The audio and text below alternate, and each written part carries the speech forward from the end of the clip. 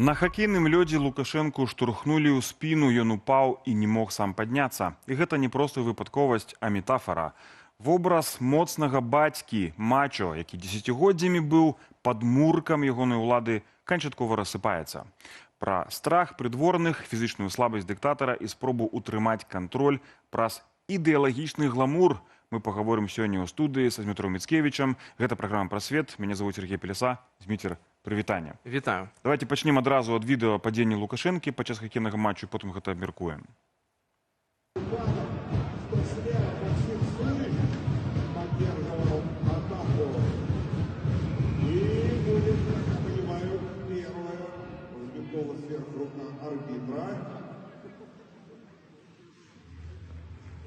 Друзья, давайте поддержим первого.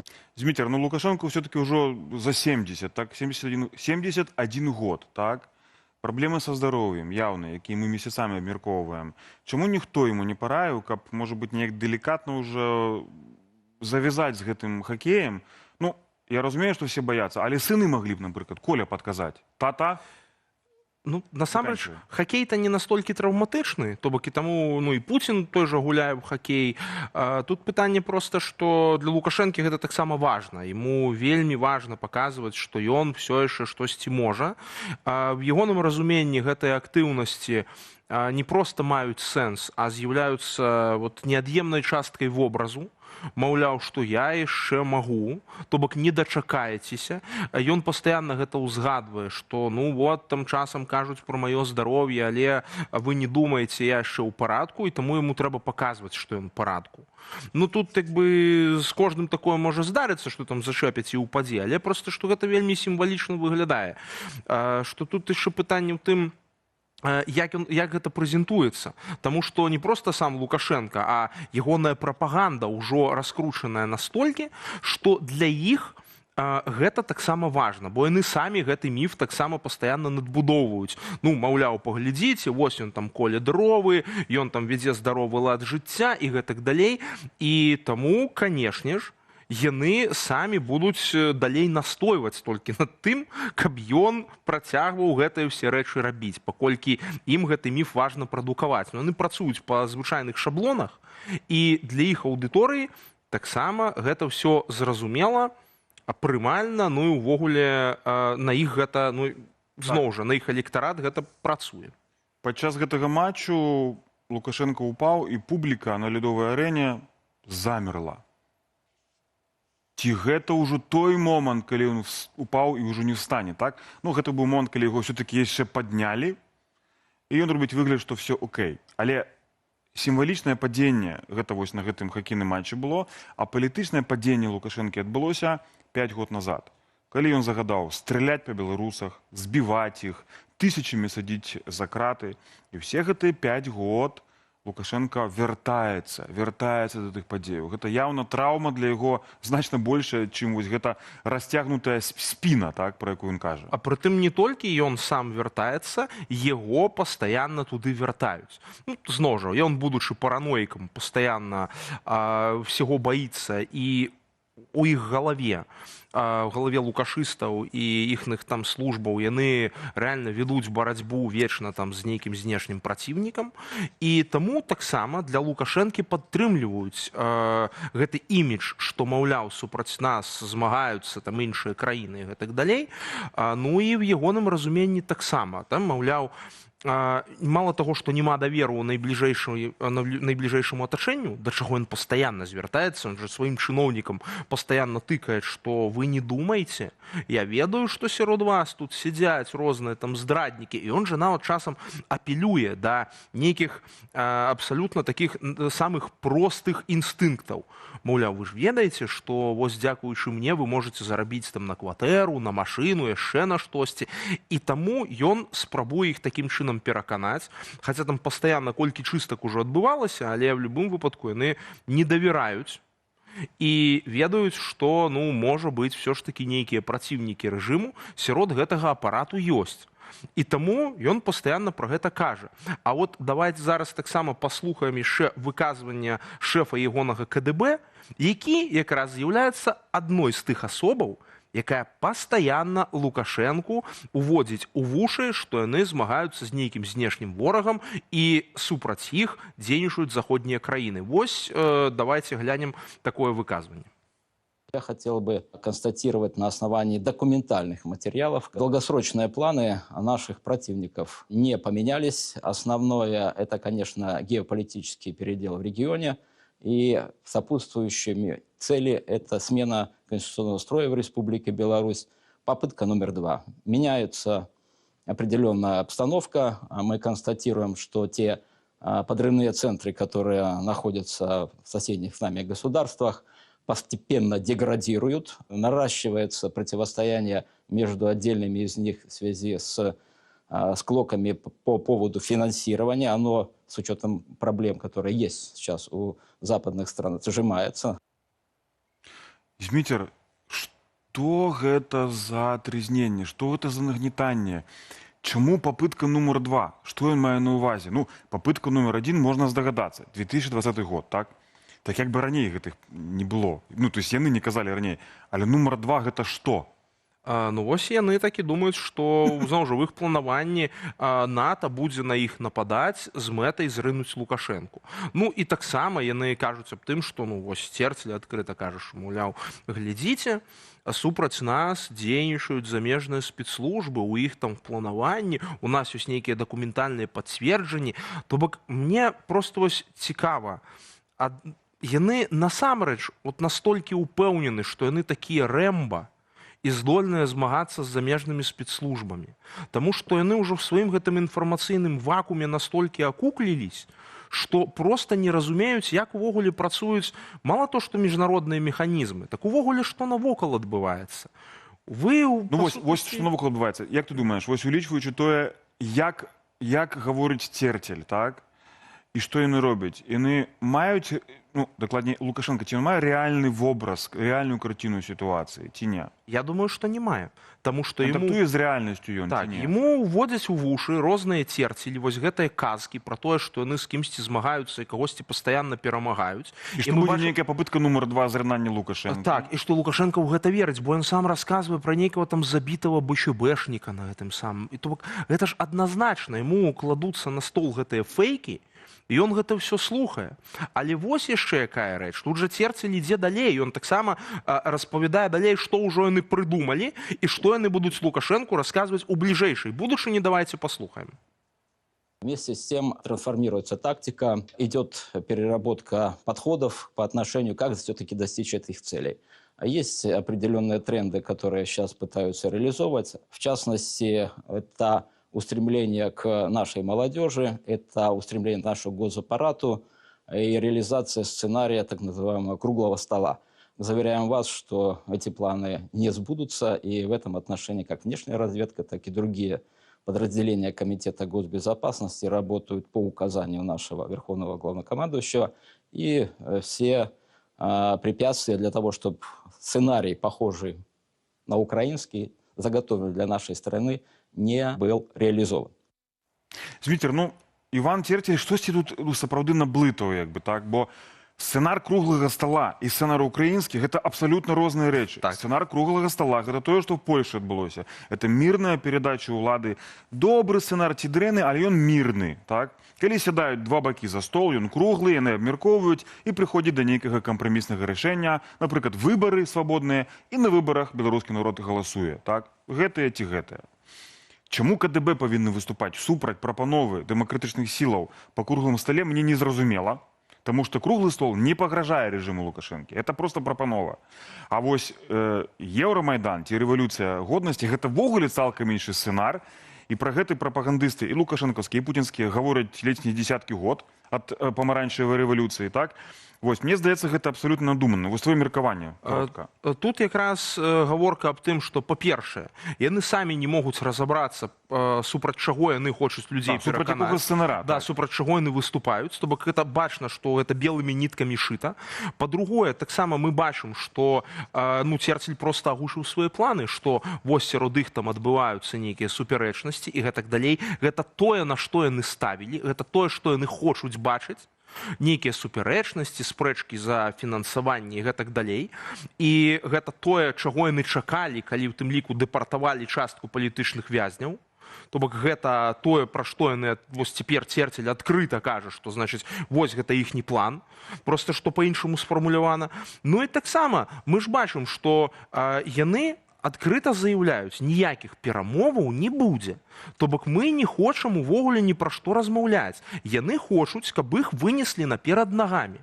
То бок яны ўжо любую магчымасць мірнай перадачы ўлады і мірнага развіцця сітуацыі адрынаюць. Ну, яны думаюць, што яны Рэмба, яны змагаюцца супраць замежных спецслужбаў, паспяхова перамагаюць, і яны ўверывалі в сваю моц і непахіст. Зразумела, што яны пераканаюць ЗША, а потым ЗША націсне на Еўропу, і такім чынам яны стабілізуюць сваю сітуацыю, санкцыі будуць знятыя, яны акажуцца як бы сітуацыі, можна сказаць, што сітуацыя, якая была падобная да 2020 года, так? І вось акурат гэта ідэальнае месца, каб мы перайшлі да першага сюжэту, пасля якога мы яшчэ вернемся да нашай размовы, так? Это сюжэт, які падсумуе вось гэты палітычны год для рэжыму Лукашэнкі і крыху зазірне наперад.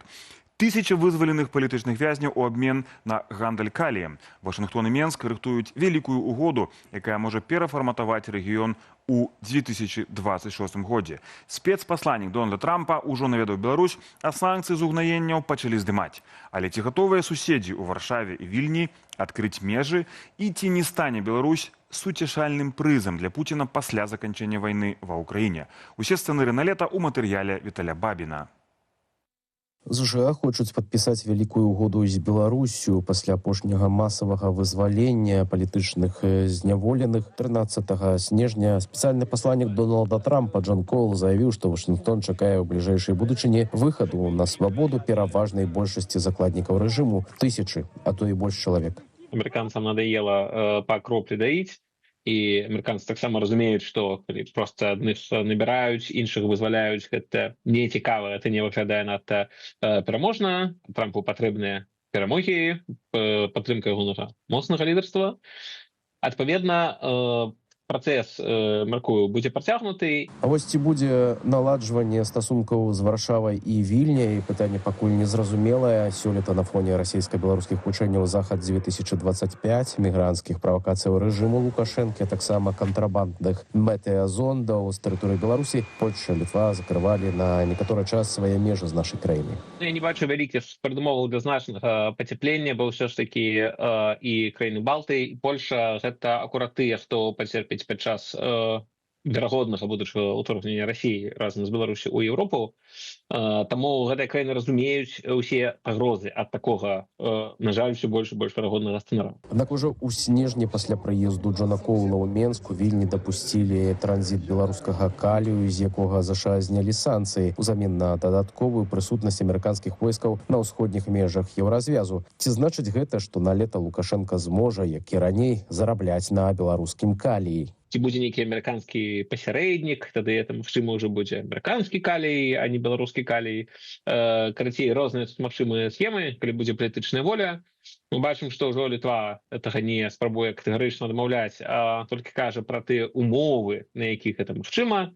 Паглядзім зноў-такі, на якую тут здзелку пагодзяцца ці не пагодзяцца амерыканцы. Што ж да нейкіх зменаў унутры самой Беларусі, тут, на жаль, вялікага аптымізму няма. Рэжым па-ранейшаму працягвае рэпрэсіі, нягледзячы на перамовы з Вашынгтонам. Гэтак толькі сёлета лукашэнкаўскія суды асудзілі паводле палітычных артыкулаў сама меней 1254 асобы. Відавочна, ён будзе імкнуцца далей утрымліваць уладу. Я тут не маю ніякіх сумневаў і ілюзій.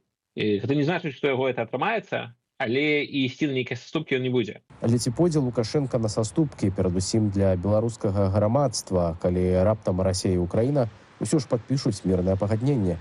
Але, безумоўна, мы бачым, што Лукашенка, канешне, стараецца ўпісацца ў такія расклады, каб ён не стаў проста вось такім падарункам Пуціну. Яму гэтак жа непрыемна, як нам, што Беларусь стане проста вось гэта Пуцін, рабі, што хочаш, калі ўжо з Украіны не атрымалася, прынамсі, Беларусь табе не перашкаджаем. Вось такія сігналы ад Захада Лукашэнку таксама вельмі не падабаюцца. Пытанне толькі ў тым, якія наступныя пернікі Лукашенка зможа выгандліваць ад ЗША. Пра гэтым пра новае вызваленне казаў і лідар руху «Вольная Беларусь» Зянон Пазняк. Прагноз палітыка спраўдзіўся. Напярэдадні Новага года Лукашенко памілаваў 20 палітвязняў. Так, ну, вось бачна, што працэс гэты развіцця супрацы такой тактыкі сабе малых крокаў з ЗША, ён працягваецца. Сёння стала вядома пра вызваленне, дакладней 30 снежня стала вядома пра вызваленне чарговай групы палітычных вязняў, больш 20 асобаў. І на гэтым фоне цікава, што вось гэтая спроба Лукашэнкі паказаць сябе як моцнага лідара, фізычна моцнага, да? Мачо, можна так назваць, в пэўным сэнсе, такого калгаснага мачо, яму даецца все цяжэй. І мне падаецца, што наступны год будзе вось такім годам, які от перакрэсліць ягоную вось гэтую шматгадовую палітыку, дэманстрацыю сябе як такога моцнага мужика, які там рубіць дровы, сячэ дровы, так? Тут ён грае в хоккей, да? Ездзіць па краіне, там п'е алей і так далей, што вось гэта будзе згортвацца. Да, канешне, ён яшчэ застанецца, але Лукашэнку мачо мы будзем бачыць усё менш і менш. Ён, канешне, хоча, каб так, ён хоча быць ім, але узрост, здароўе ўжо не дазваляюць. І на гэтым фоне цікава ягоныя спробы з'яднаць вакол сябе не толькі чыноўнікаў, не толькі номенклатуру, але і як бы усміхнуцца да моладзі. І от давайте паглядзім відэо, так, сёлетняга балю, святочнага венскага балю, і мы зараз яго пракаментуем. Тут цікава, што гэта ж не толькі гаворка ідзе пра тое, каб патанчыць, бо ў Лукашэнкі з танцамі акурат праблема. От як бы ты ацэніў, вось, глядзі, танчаць все, а Лукашенко што робіць? Ледзь соўкаецца, вось у нас гэта называлася. Вот на Палесе гэта называецца ледзь соўкаецца. Так. І вось гэтыя венскія балі, іх увялі ў 19 годзе, 18-19 год упершыню. Гэта быў такі рэверанс у бок захаду, так? Але цяпер гэтыя балі пераўтварыліся ў нейкую фантасмагорыю, дзе сам танец, ён з'яўляецца такім галоўным элементам, танцы вось гэтыя, так? Але выступ Лукашэнка, ягоны стендап, ці не важнейшы. А яшчэ вось сёлета цікава кідаецца ў вочы, вось што, паглядзі, ягоны кантакт з моладдзю. Мне гэта штосьці нагадвае, якія ў цябе асацыяцыі ўзнікаюць вось з такіх здымкаў, дзе Лукашенко ледзь не абдымаецца, там і робіць нейкія селфі з сувораўцамі нейкімі, так, і ось, глядзі, залатой моладдзю. Ну, гэта звычайная стандартная практыка для такіх от, як это, дыктатарскіх тусовак, можна так сказаць. Амаль што КНДР, да, слухай, Паўночная Карэя, не? Ну, зноў жа, эстэтыка падобная, таму што тут бачна і Эйсманціха влезла для таго, каб пасля на сваім канале апублікаваць падобна штосьці. Гэта ўсё якраз з той самай эстэтыкі прадстаўлення добрага дыктатара, які, вот, маўляў, снізашоў да халопаў, для таго, каб разам з імі патанчыць у адной зале. Ну, стандартная рэч, то бок насамрэч ужо тут мала чаму застаецца здзіўляцца, і імідж Лукашэнкі, як нібыта такога моцнага чалавека, мне здаецца, ўжо даўным-даўно быў разбураны. Нават у 20-м годзе асабліва характэрна гэта было, і гэта бачна ў першую чаргу на сустрэчах Лукашэнкі з Пуціным. Там, дзе ён сидзіць, як пёс з падціснутым хвастом. І боіцца слова лішняе сказаць, каб не дай Бог што. І вось калі яму гаспадар вручае ўзнагароду, таксама там вот вешае гэты ордэн Андрэя Первазваннага на шыю, ну гэта проста яшчэ адзін такі паказнік, дзе лукашэнкавае месца. А вось бачыш, вось гэтыя кадры маюць даказаць, што моладзь за Лукашэнку, вось разумныя, прыгожыя, беларускія дзяўчаты, хлопцы, яны за Лукашэнку не падтрымліваюць рэжым. І ўсё гэта адбываецца ў Палацы Незалежнасці, палацы, які адсунуты, так, адсунуты ад жытловых кварталаў Менску. Палац... І ад незалежнасці. Да, і ад незалежнасці. Палац, які асацыюецца з тым, што Лукашенко там адгарадзіўся, хаваўся, хадзіў з гэтым аўтаматам, так. Яго красаўцы гэтыя абаранялі касманаўты. А людзей не пусцілі туды. І ён разумее, што гэта вось гэты шабаш гэты адбываецца сярод у цэнтры горада, які супраць яго. Што большасць, вось значная частка, ці большасць нават людзей, яны выходзілі на гэтыя акцыі ў 20-м годзе. Яны надалей супраць яго.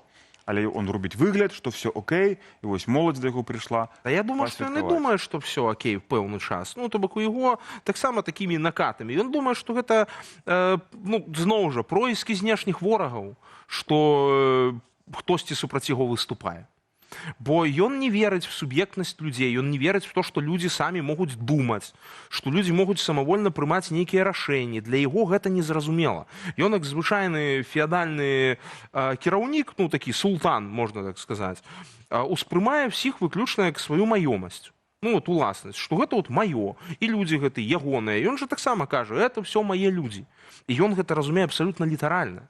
І таму і стаўленне адпаведнае. Ну, вот там прыйсці, карацей, па галоўцы пагладзіць. Ну, зноў жа, гэта вот з той жа рубрыкі, як той жа Пуцін да яго ставіцца, як да свайго васала. Для Лукашэнкі такія стасункі абсалютна зразумелыя і простыя. Вось ёсць васалы, якія яму падначальваюцца і мусяць выконваць все, што ён ім скажа. Так. І тады за іх за гэта можна пахваліць там і штосьці ім даць.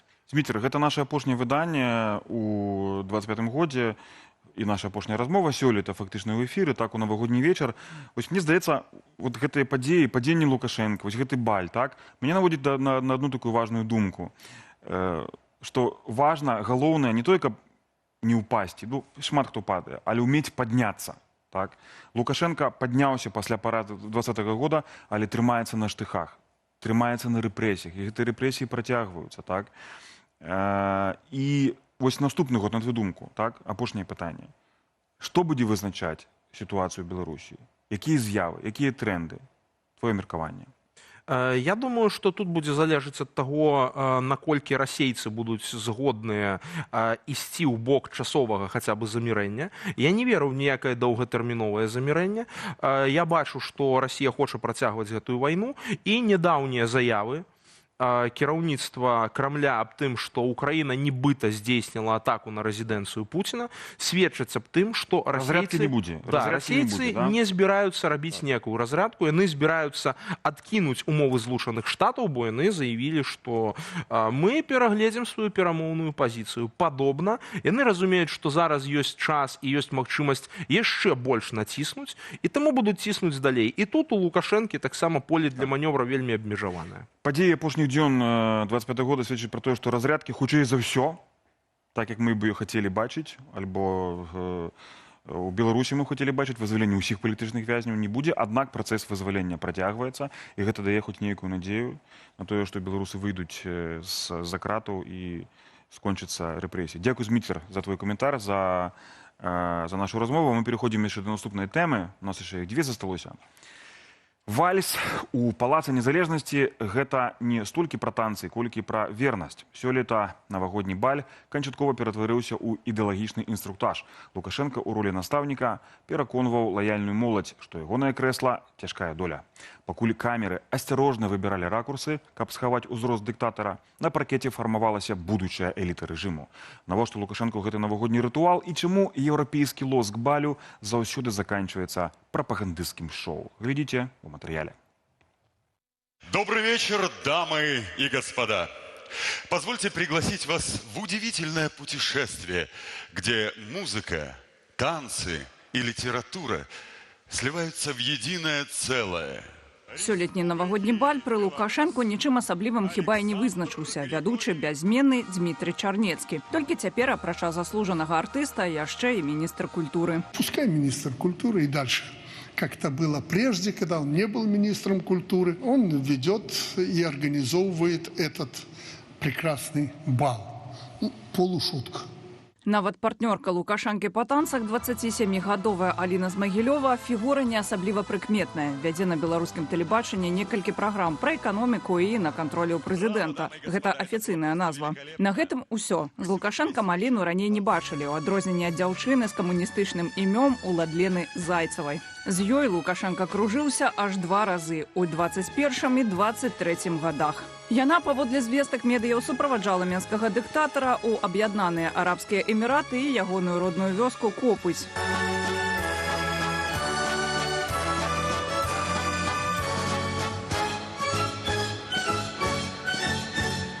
Летась Зайцева таксама была, але танчыла з прэм'ерам Петрушэнкам. Цяпер знікла, як і фаварытка 18-го года Марыя Васілевіч. Падаецца, нават і ад самога Лукашэнкі ўзору 2024 года засталося мала. Летась ягоны выхад на паркет прынамсі паказалі. Цяпер толькі асцярожны ракурс зверху і з некаторых бакоў. Ды і прамовы ўзялі больш настаўніцкі тон. Танцуйте, любите, улыбайтесь, другого у вас времени не будет. Агулам жа пажаданні ад года да года гучаць аднолькава. Девушкам покорять мужские сердца, а мужикам, вот как сегодня вы стоите здесь, чувствую, быть достойными вот этой красотищи в белых платьях. Чтобы вот эта прекрасная половина нашего человечества, девчонки в белых платьях, всегда нами гордились. Дзяўчаты ў белых сукенках, хлопцы ў чорных фраках, у зялёнай форме будучыя вайскоўцы, агулам 335 прадстаўнікоў адараванай моладзі, як гэта называе прапаганда. На справе гэта лаяльныя рэжыму прадстаўнікі БРСМ, актывісты ды і іншыя ідэалагічна выхаваныя прадстаўнікі свайго пакалення. Самое главное, человека, вот пока он такой молодой, нормально замотивировать. То он посмотрит, что вот какая первая белорусская власть, что такое вот это все, атмосфера. Тут даже КПП пройти, посмотреть там внутренний дворик, да, потом зайти. На одном паркете стоим с тобой. Глава Совбеза, министр образования, премьер-министр. Традыцыя праводзіць святочныя навагоднія балі пад эгідай Лукашэнкі паўстала ў 2018 годзе. Вена обратилась к нам, в Беларусь, ко мне лично, что они приедут к нам, организуют здесь венский бал. Они в основном помалкивают, но соглашаются с тем, что мы сделали лучше. У нас это масштабнее, ну, про девушек, да и про мужиков, которые вот передо мной стоят, я уже не говорю. У них такого нет. Такой красоты, такого созвездия молодых людей, как у нас, у них нет. Цяпер Лукашенко, вядома, гэтага не ўзгадвае, але сапраўдны венскі баль у Беларусі ўсё ж таки быў. У 2019 годзе ў Купалаўскім тэатры пад кіраўніцтвам Паўла Латушкі і пад патранатам аўстрыйскай амбасады. Тое, што праз пацяпленне дыпламатычных стасункаў магло вырасці ў прыгожую традыцыю ды інвестыцыі, цяпер асабістая забава менскага дыктатара. Каждому из присутствующих к Старому Новому году, как меня только что заверили, вручить, как у вас это принято говорить, флешку. Молодые люди, они обычно тиктокаются или как там, знаете как и куда. Сейчас у вас самое трудное время. Ну, если не считать вот мою работу как президент. Это самая тяжелая работа. Не рвитесь туда. Кресло одно, а миллионы людей. Ад венскага балю Лукашэнкаўскі ўзяў хіба што толькі строі, часткова музыку. У Вене перавага надаецца мясцовым кампазітарам. У Менску выходзяць пад Чайковскага. Што праўда, у Палацы Незалежнасці гучыць і музыка беларускіх аўтараў Агінскага, Орды, Манюшкі, што між іншым адрознівае беларускае мерапрыемства ад падобных расійскіх. Калі Расія намагаецца працягнуць традыцыі царскіх баляў, у Менску спрабуюць выбудаваць сваю ўласную культуру.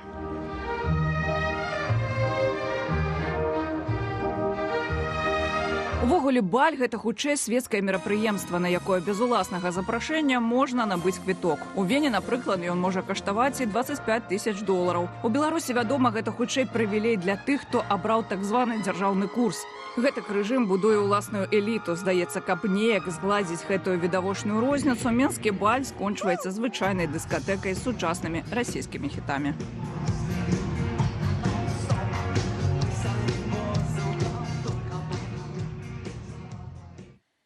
Амаль сотня замежных візітаў і барацьба за ўвагу свету на фоне сусветных войнаў. Для беларускіх дэмакратычных сілаў гэты год стаў годам глобальнай працы. Ад легітымізацыі пасля псеўдавыбараў да прызначэння спецпасланніка Трампа і новых саюзаў з Украінай. Як офісу Святланы Ціханаўскай удаецца трымаць Беларусь у прыярытэце вялікай палітыкі і не дапусціць паглынання яе Расіяй у выпадку мірных пагадненняў. Вынікі дыпламатычнага марафону у нашым сюжэце.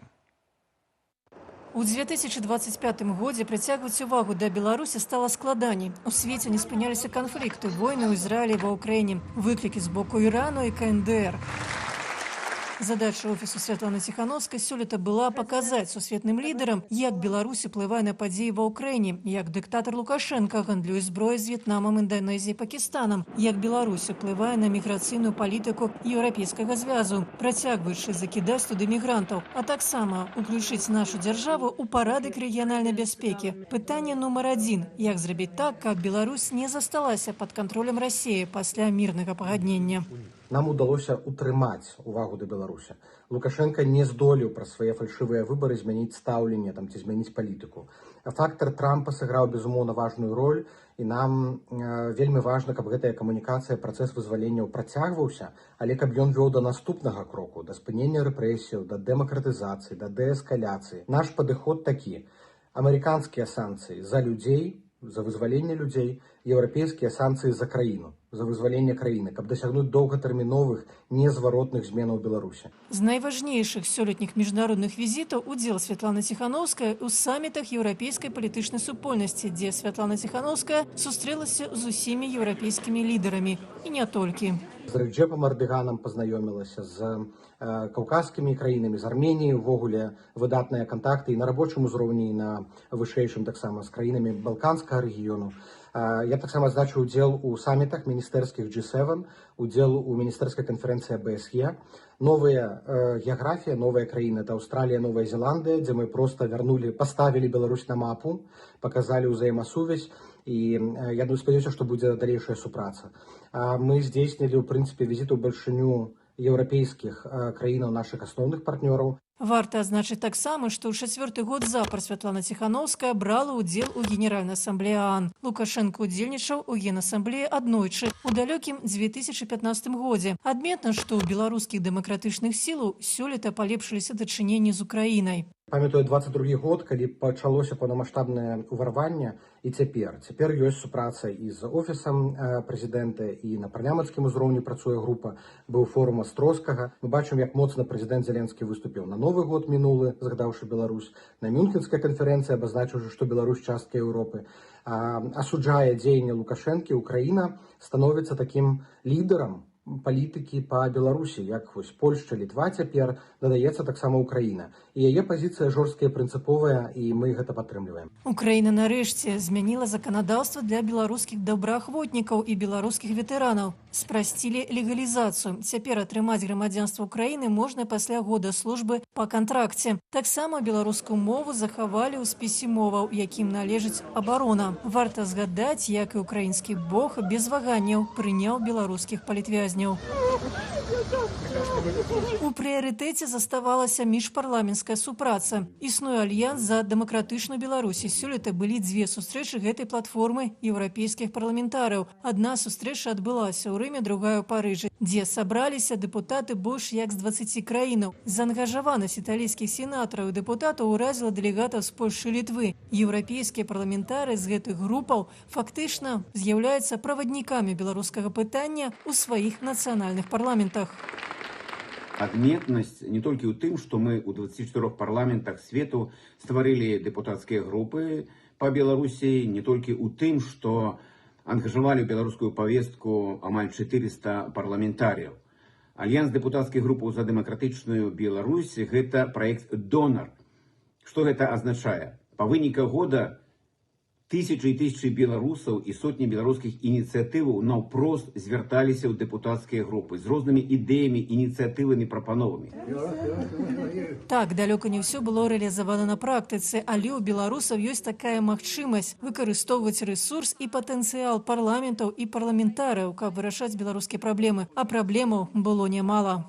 Беларусаў не прыраўналі да расейцаў, працягваюць выдаваць візы. Нам удалося адбіць візавыя баны.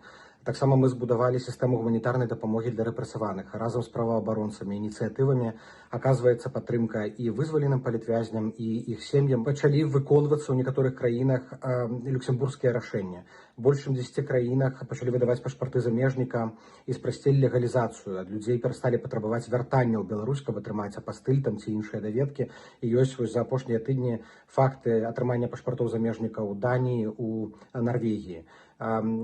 Падтрымка вылучаная на Беларусі еўрапейскім звязам, фокус на праваабаронцаў і на незалежныя медыі. Офіс плануе развіваць кансультатыўныя групы з еўразвязам. Ужо працуюць кансультатыўныя групы з Канады і Вялікай Брытаніі, а таксама стратэгічны дыялог з США. Найбліжэйшая такая група збярэцца ў лютым, і да яе могуць далучыцца вызваленыя лідары. Так, Святлана Ціханаўская адчыняе дзверы, а задача грамадзянскіх ініцыятываў, медыяў працягваць гэтую працу. Сустрэча ў Палм-Біч магла стаць навагоднім падарункам для свету, але завяршылася нервовай паўзай. Пакуль Трамп і Зеленскі шукалі кампраміс, Масква рэзка падняла стаўкі. Крэмль заявіў пра атаку дронаў на рэзідэнцыю Пуціна і пагражае ударамі ў адказ. Гэта адбываецца на фоне масіраваных абстрэлаў Украіны і размяшчэння ядравых комплексаў «Арэшнік» у Беларусі. Ці ёсць шансы на справядлівы мір, калі мова дыпламатыі змяняецца на мову ультыматумаў? Глядзіце ў нашым рэпартажы. Напярэдадні саміту Кіеў трапіў пад масаваную ракетную атаку. Амаль 3000 жылых дамоў, больніцаў і школаў засталіся без святла. Пашкоджаная цеплаэлектрастанцыя, разбураныя будынкі, ёсць забітыя і параненыя. Выступаючы на выніковай прэс-канферэнцыі, Дональд Трамп растлумачыў тое, што адбываецца, добрымі намерамі Пуціна. Расія хоча, каб Украіна хоць раз дасягнула поспеху. Гэта гучыць крыху дзіўна, але я тлумачыў прэзідэнту Зеленскаму, што прэзідэнт Пуцін быў вельмі шчодры ў сваім стаўленні да поспеху Украіны. У тым ліку пастаўляючы энерганосьбіты, электраэнергію і іншыя рэчы па вельмі нізкіх цэнах. Лідары дзвюх краінаў абмеркавалі план мірнага ўрэгулявання, дасягнуўшы згоду ў большасці пунктаў. Каменем спатыкнення застаецца патрабаванне Расіі пра вывад украінскіх войскаў з тэрыторыі Донбасу. Аптымістычны настрой сустрэчу ў Флорыдзе перапыніў званок Пуціна. Расійскі прэзідэнт паскардзіўся, што ўкраінцы выпусцілі больш за 90 дронаў па ягонай рэзідэнцыі. «Мне гэта не падабаецца, гэта дрэнна», – сказаў Трамп журналістам, калі яго спыталі, ці не баіцца ён, што гэтае абвінавачанне можа паўплываць на ягоныя пасярэдніцкія намаганні ў мірным працэсе. Я даведаўся пра гэта сёння ад прэзідэнта Пуціна. Я быў вельмі раззлаваны гэтым. На пытанне, ці ёсць якія-небудзь доказы такога нападу, Трамп адказаў: «Мы высветлім». Уладзімір Зеленскі адхіліў абвінавачанне з расійскага боку. Гэта чарговая хлусня з боку Расійскай Федэрацыі. Відавочна, што учора ў нас адбылася сустрэча з Трампам. І відавочна, што для расейцаў, калі ў нас няма скандалу з Амерыкай і ёсць прагрэс, для іх гэта правал. Цяпер сваімі заявамі пра нібыта напад на нейкія іхныя рэзідэнцыі яны проста, я упэўнены, рыхтуюць глебу. У прынцыпе рыхтуюць для удару. Верагодна, па сталіцы і верагодна, па дзяржаўных будынках. У нас ужо было такое ў верасні. Быў ракетны удар па кабінеце міністраў. Расійскі міністр Лаўроў выступіў з дыпламатычным дэмаршам. Масква мае намер сарваць перамоўны працэс ці моцна падняць стаўкі ў перамовах. Подобные безрассудные действия не останутся без ответа. Объекты для ответных ударов и время их нанесения вооруженными силами России определены. При этом мы не намерены выходить из переговорного процесса с Соединенными Штатами. Вместе с тем, учитывая окончательное перерождение преступного киевского режима, перешедшего к политике государственного терроризма, переговорная позиция России будет пересмотрена. Зрэшты, украінцы не спадзяваліся, што падчас саміту на найвышэйшым узроўні атрымаецца дасягнуць канчатковага мірнага пагаднення. Переговори потрібно і домовлятися, розмовляти потрібно, особливо з нашими партнерами. Але чи змінить одна зустріч хід війни? На жаль, ні. Ми бачимо свого ворога, ми знаємо, що його розмови не зупиняють. Зупиняє тільки сила, і цю силу на зараз надають саме наші військові. Тому ці розмови навряд чи зможуть зупинити. Це неправильно віддавати свою землю. Да, мир важливий, але він повинен бути справедливий. Цей мир. З нормального розуму вижив, мені здається. Якщо ти хочеш миру, забери свої війська і йди звідси, з цієї території. Ти ж сам колись говорив, що ми сусіди, ми суб'єкт, а не об'єкт. І ти будеш поважати сусідів. Ну, про яке поважання може йти річ. Сапраўды, павага да дамоўленасцяў не ўваходзяць у моцныя бакі расійскай дыпламатыі. Менавіта таму Пуцін імкнецца не дапусціць падпісання міру на ўмовах, абмеркаваных у Палм-Біч. Уключэнне 4 украінскіх вобласцяў у новую рэдакцыю Канстытуцыі РФ – гэта быў не толькі юрыдычны акт, але і моцны палітычны сігнал, які робіць адкат гэтых правак амаль немагчымым для Крамля. Таму нават у выпадку, калі Украіна адмовіцца ад Донбасу і адвядзе войскі, гэта не здымае расійскіх прэтэнзіяў на Херсоншчыну і Запорожжа. Эксперты вылучаюць два ключавыя элементы расійскай тактыкі – дыпламатычную кампраметацыю Кіева, якая ставіць яго ў становішча ненадзейнага партнёра, і адначасова ваенны ціск па ўсёй лініі фронту. Да таго ж на тэрыторыі Беларусі ў Крычаве на баявое дзяжурства пастаўлены ракетны комплекс сярэдняй далёкасці «Арэшнік», носьбіт ядравай зброі. Гэта падкрэслівае, што расійская пагроза ўжо выходзіць за межы Украіны і робіцца фактарам небяспекі для ўсёй Еўропы. Сябры, час няўмольны, асабліва востра гэта адчуваеш у навагодні вечар. Законы фізікі і гісторыі не ашукаць. Мы бачым, як стары свет губляе раўнавагу і пачынаецца вялікая гульня за нашу будучыню. Жадаю вам у наступным годзе цвёрда стаяць на нагах і заўсёды бачыць рэальнасць за бляскам прапаганды. Са святам і сустрэнемся ў новым годзе, дзе Беларусь абавязкова будзе аб'ектам, а не прызам. Да пабачэння, з Новым годам!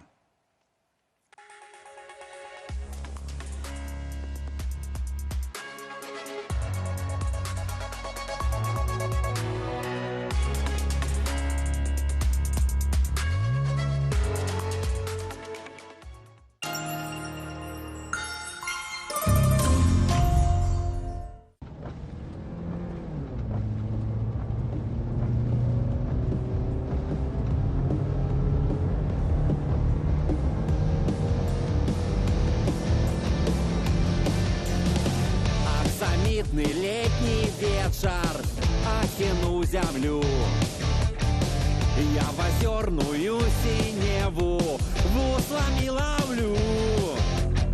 Мовчки слухаю у росах песню соловья. Над моим лунае лесом Беларусь моя.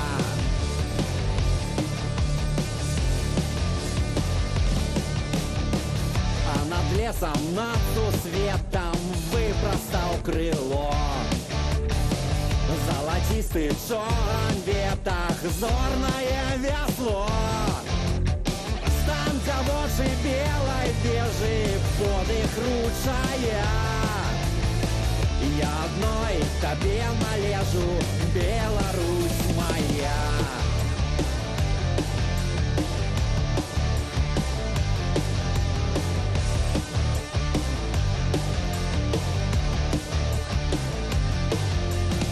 Там, где войдае вятрыска, золотым урок.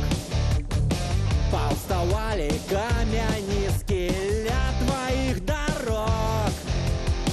Червонее ранних золок река у ручьях, а у грудях моих осколок Беларусь моя. Беларусь моя. Беларусь моя, Беларусь моя, Беларусь. Мне краёў чужих не трэба, як не варажы. Не хочу чужого хлеба, радостей чужих. Бо чужина сердце жалить, тисни як змея. Гукае з дальніх даляў Беларусь моя.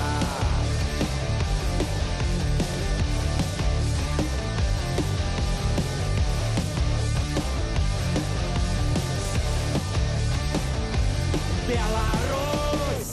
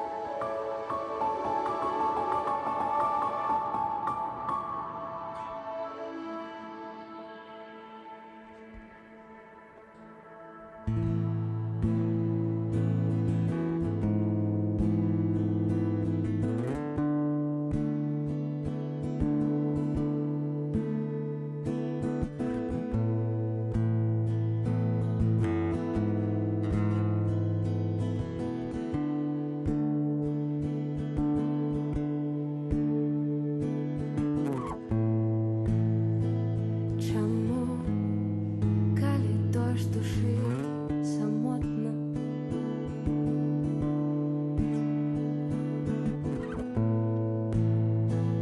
А твой лепшы дзень такі кароткі, калі скрозь ружовы дым убачыш то, што так важліва. Чаму мы пачынаем жыць, калі смерць праходзіць міма? Толькі тады мы пачынаем жыць.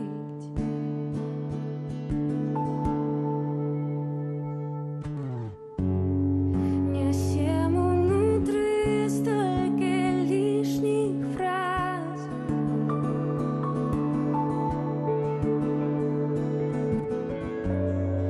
хаваемся спінамі, праўду і тонем.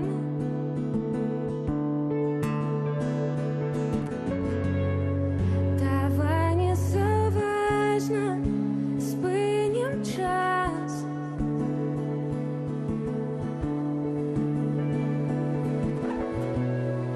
І зменім мы ілюзію сёння.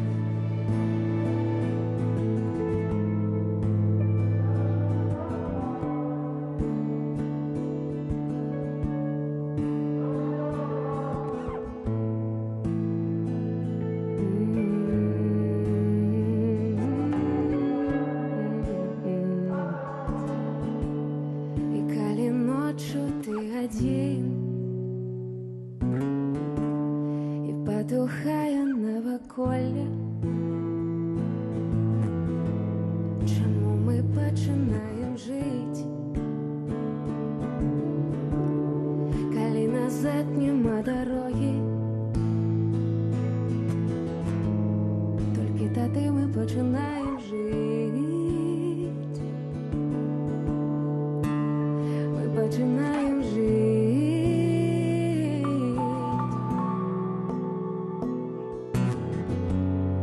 Нясем унутры столькі лішніх фраз,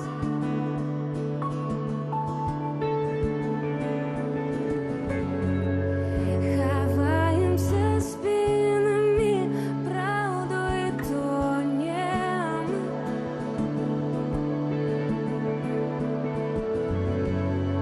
Давай не заважна, спынім час.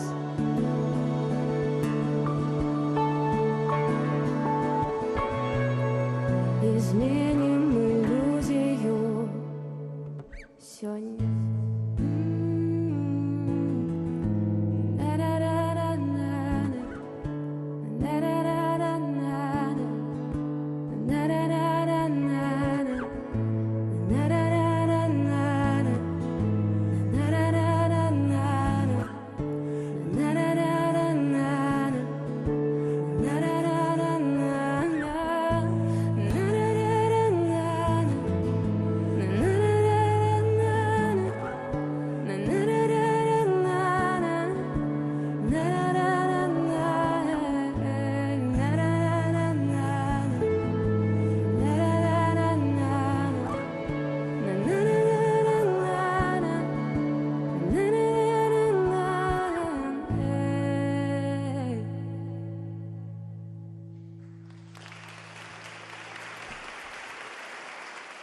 Вялікі дзякуй, яшчэ раз усім прывітанне.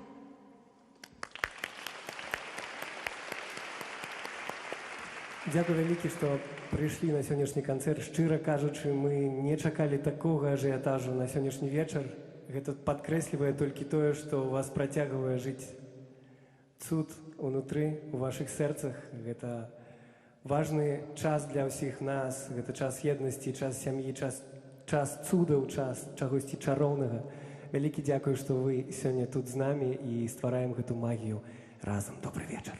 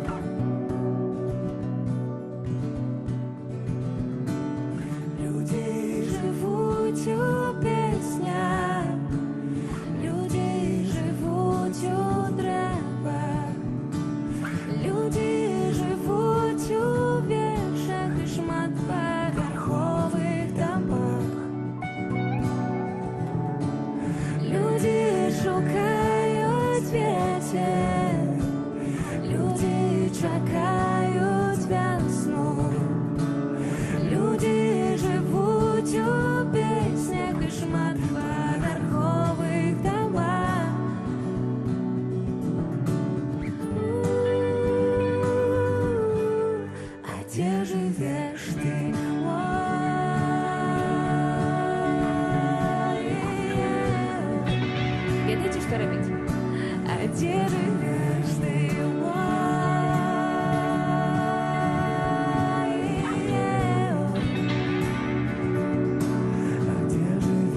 Люди живуть у човнах, люди живуть у чахах, люди чекають знов, чекав знов зустріться удвох. Люди глядять здалека, люди глядять у очі. Люди живуть у піснях і шматповерхових домах.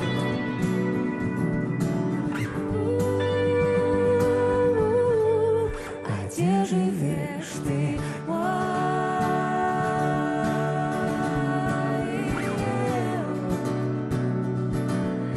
А де живеш ти?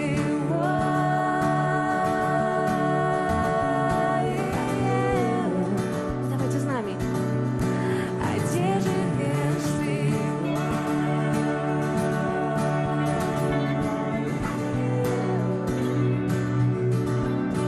А де живеш ти?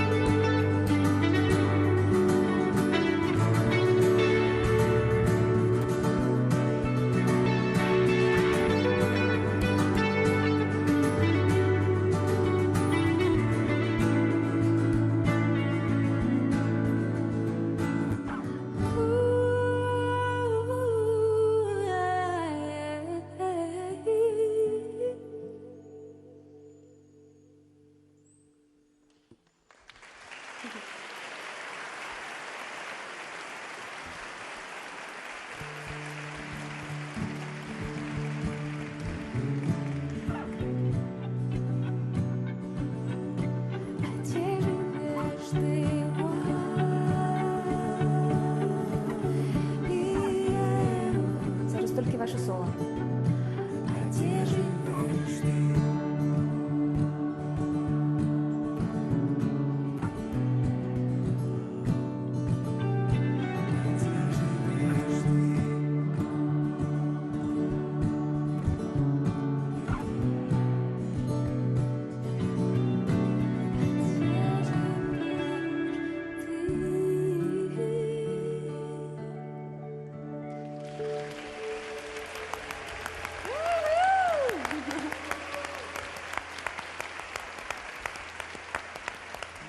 Вау, дякую, Лікі! Вельмі незвычайне у нас з вами сёння месца. Такое асаблівае. Ад гэтага нібыта больш крыху хвалявання. І, напэўна, ад гэтага хочацца быць такім ціхім, як мышка. І ведаеце, вельмі цудоўна, калі вы спяваеце з намі разам, таму што тады гэта яшчэ больш нас яднае, таму, калі ласка, далучайцеся. Наступную песню, якую будзем для вас спяваць, вельмі будуць патрэбныя вашыя спевы. Спадзяюся, што вы знойдзеце ў сабе сілы зрабіць гэта разам з намі.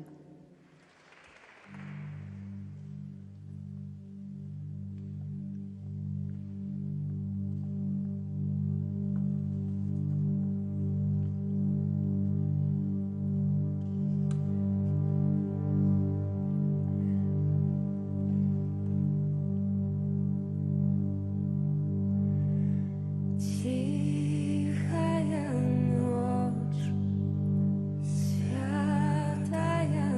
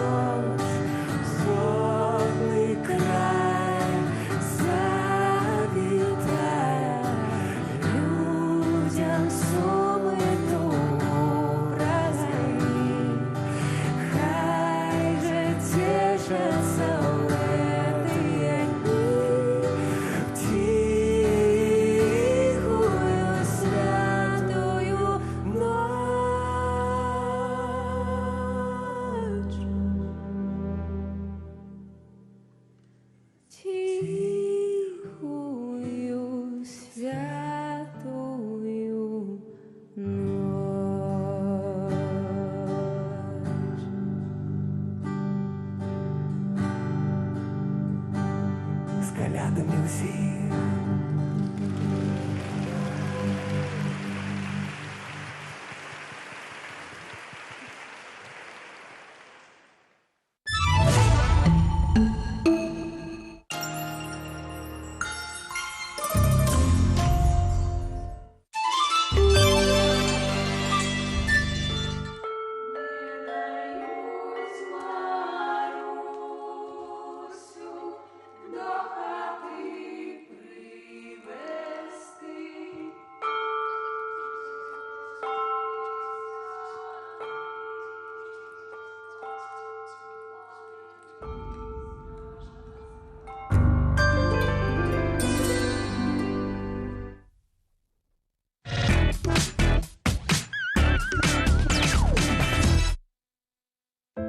Я думаю, что все.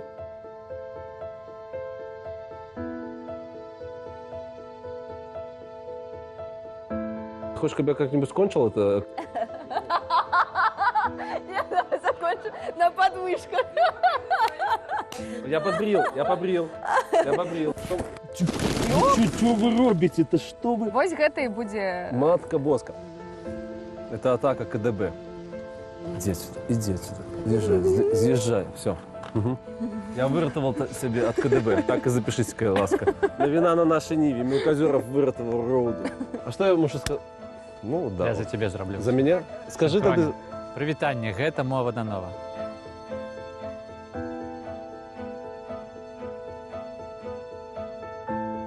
Мне подалось, что это мой дах поехал, а это корабель поехал. Потому что пасля в кадры глядишь, ты что? Как же мне слепить можно? Як не писался звук? И рук не писался, Звук не да? писался, так. И все. Мана-мана, по тебе летим. Мана-мана, по тебе летим. Гениально.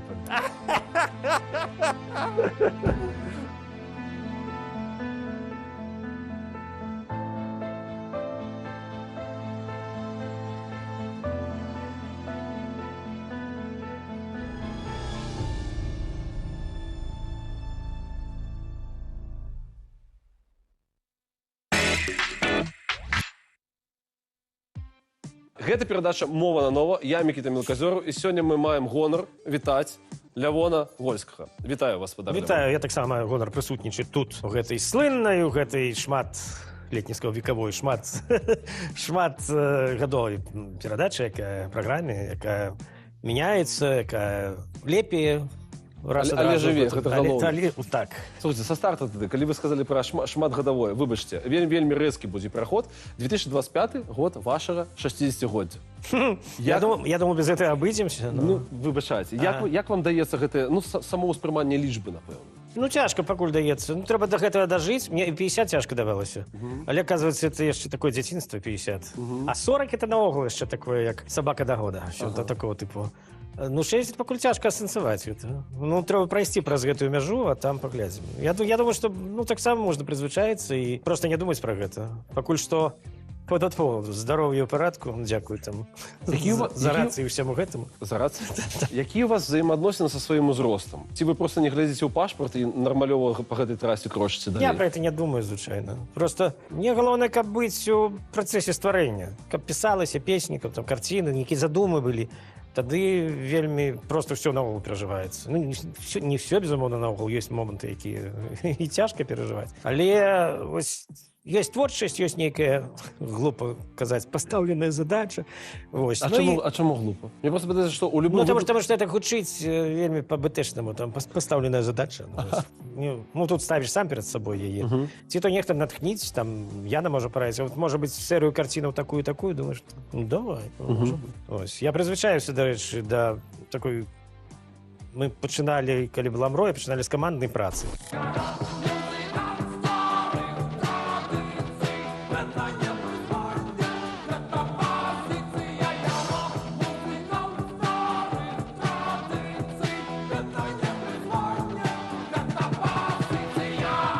Я ногу не было дзіўнаваты аднаму так неяк. Я доўгі час баяўся з гітарай там ці з фартэпіяна адзін выступаць наогул. Мне здавалася, што я неяк так гола выглядаю, неяк так... Падтрымкі не хапае. Так, она не патрэбна, эта падтрымка по вялікай рахунку. Это просто такія апірышчы маральныя. Бо яна так, музычна, для напаўнення это можна без этого абысціся спакойна. Але дзеля самазаспакаення, хтось мне падыгрывае, там класна. А вы мне падумайце, ласка, у творчым сэнсе, няхай гэта па-бэтэшнаму. Творчая задача, гэта што? Вось, напрыклад, тут і цяпер, пакуль мы з вами размаўляем. Тут і цяпер я раблю... Есть такі беларускі хаб на Дажынковай, і мне яны любезна прадоставілі такую майстэрню, бо гэты цыкл я малюю, пішу алейнымі фарбамі, а дома алейныя фарбы, гэта так оно пахне. Для мяне пахне смачна вельмі нават добра, але не для ўсіх. Тым болей у нас сабака, і сабака лепей... Не разумее высокае мастацтва сабака. Так, носам не разумее нават высокае мастацтва. І вось я замахнуўся на такую глобальную серию, досить таки форматные, там метр на 1,50 м есть картины. И вось алеем я досить уже шмат часу этому присвячаю. Калі ёсць у меня вольная там гадзіна, я еду туды і займаюся. Потым есть другі. Гэта акрылам я раблю такі маленькі серыяльчык. Такія ў Лідле прадаваліся такія грунтаваныя на чорна такія такого формату падрамнікі з палатном. І я падумаў, што у мяне былі такія фоткі з Менска, такія вокны чорныя, не чорныя, уначы. Там в окнах это нешта адбываецца, я фоткаю эти вокны. Іх было мало у мяне для серыялу. Я попросил Фейсбуку мне даслаць людзей. Мне даслалі столькі, што хопіць надоўга наперад. Вось зараз я это параллельна гэтым займаюся. Тут дома можна рабіць. Это малая форма такая. І сабака разумее. Сабака, она не пахне. Акрыл гэта. Вось это в одной кавярні просто прапанавалі. Мне трэба так само для інспірацыі трэба, каб пастаўленая задача, каб это была. Вот прапанавалі, што вот нам трэба не такія вялікія. Можете, давайте вашу выставу зробім. Но я подумал, может, гэтыя вокны можна вот якраз і зрабіць. І вот на сярэдзіне зараз праца над гэтым. Музычная праца. Раблю для аднаго драматургічнага твору музычнае аздабленне. Амаль зрабіў, але зацягнуўся выхад гэтага спектаклю, так што пакуль на паузе. А вось менавіта з вашымі праектамі. Ведаеце, як я сфармуляваў для сябе пытанне? Па-першае, якія у вас узаемаадносіны з вашымі галоўнымі рэчамі, з вашымі візітоўкамі? Вось ёсць 3 чарапахі. У вакууме. Што вы пра іх думаеце? Як вы да іх ставіцеся? Я да іх на дадзеным адрэзку часу ставлюся як да чагосьці таксама дадзенага, як да зараз восень. По беларускіх меркаваннях, па польскіх то яшчэ лета. Але па нашых меркаваннях, вот дзеці пайшлі ў школу, восень, трэба сыграць 3 чарапахі заўтра на канцэрце. Это аднаго парадку рэч. Таму што ў мяне было, мы яшчэ былі зусім маладыя, вось я напісаў тыя 3 чарапахі, і на кожным канцэрце трэба было завяршаць 3 чарапахамі. І пачаўся ўнутраны пратэст. Чаму это я павінен увесь час іграць? Мала то, што граць, уже ў канцы. І вот ты іграеш канцэрт, увесь канцэрт крычаць 3 чарапахі. Мы вырашылі, мы сыграем першы гэту песню. Мы згралі першы, канцэрт пачаў весь развальвацца, потым неяк так не пайшло. Потым гэта прайшло. У мяне стаўленне такое дзіўнавата максімалісцкае, юнацкае, да. І мы нормально завяршаем 3 чарапахамі, а потым, можа, яшчэ іграем пасля іх нейкія песні на біс. Песня ж не такая страшная. Бывае, што людзі... На агулам не страшная. Калі раптам адчуеш камунальныя пахі, жыццё цябе возьме ў пятлю. Зразумееш тады, што 3 чарапахі па-ранейшаму цягнуць зямлю. Бывает, что люди любят такие песни, что соромно робится. А тут ничего. Ці ёсць, не ведаю, народ, наконт гэтых творчых задачаў, жаданне перабіць 3 чарапахі? Відаць, што не. Гэта пошук, пагоня за хітамі, это не вельмі правільная рэч з пэўным бэкграундам для музыкі, мне падаецца. Трэба пісаць тое, што пішацца. А не то, что я зараз напишу, вот возьму аккорды, подберу, зроблю продюсерский проект, и мы зробим так, как people have. Это, калі складецца, так складецца, калі не, тады все, як бы, быў такі час, калі все складалася. Просто вось гэты альбом, НРМ 3 чарапахі, Святы вечар, тады праектаў было шмат, толькі выйшаў народны альбом.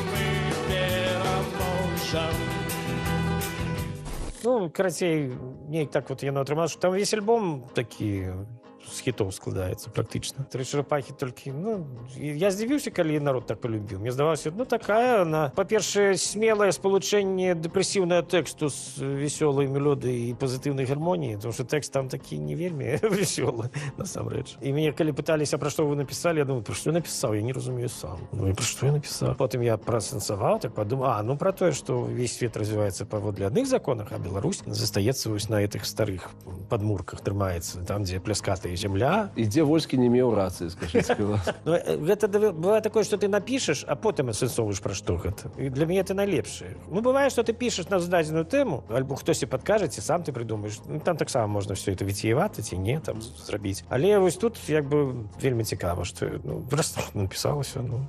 Там толькі першы радок я памяняў, ну, там было нешта іншае спачатку. Слухайте, пакуль памятаю, але наконт таго, як склаўся лёс, у Рэспублікі Беларусь рок-музыка, гэта куды шлях? Гэта трагедыя вялікая.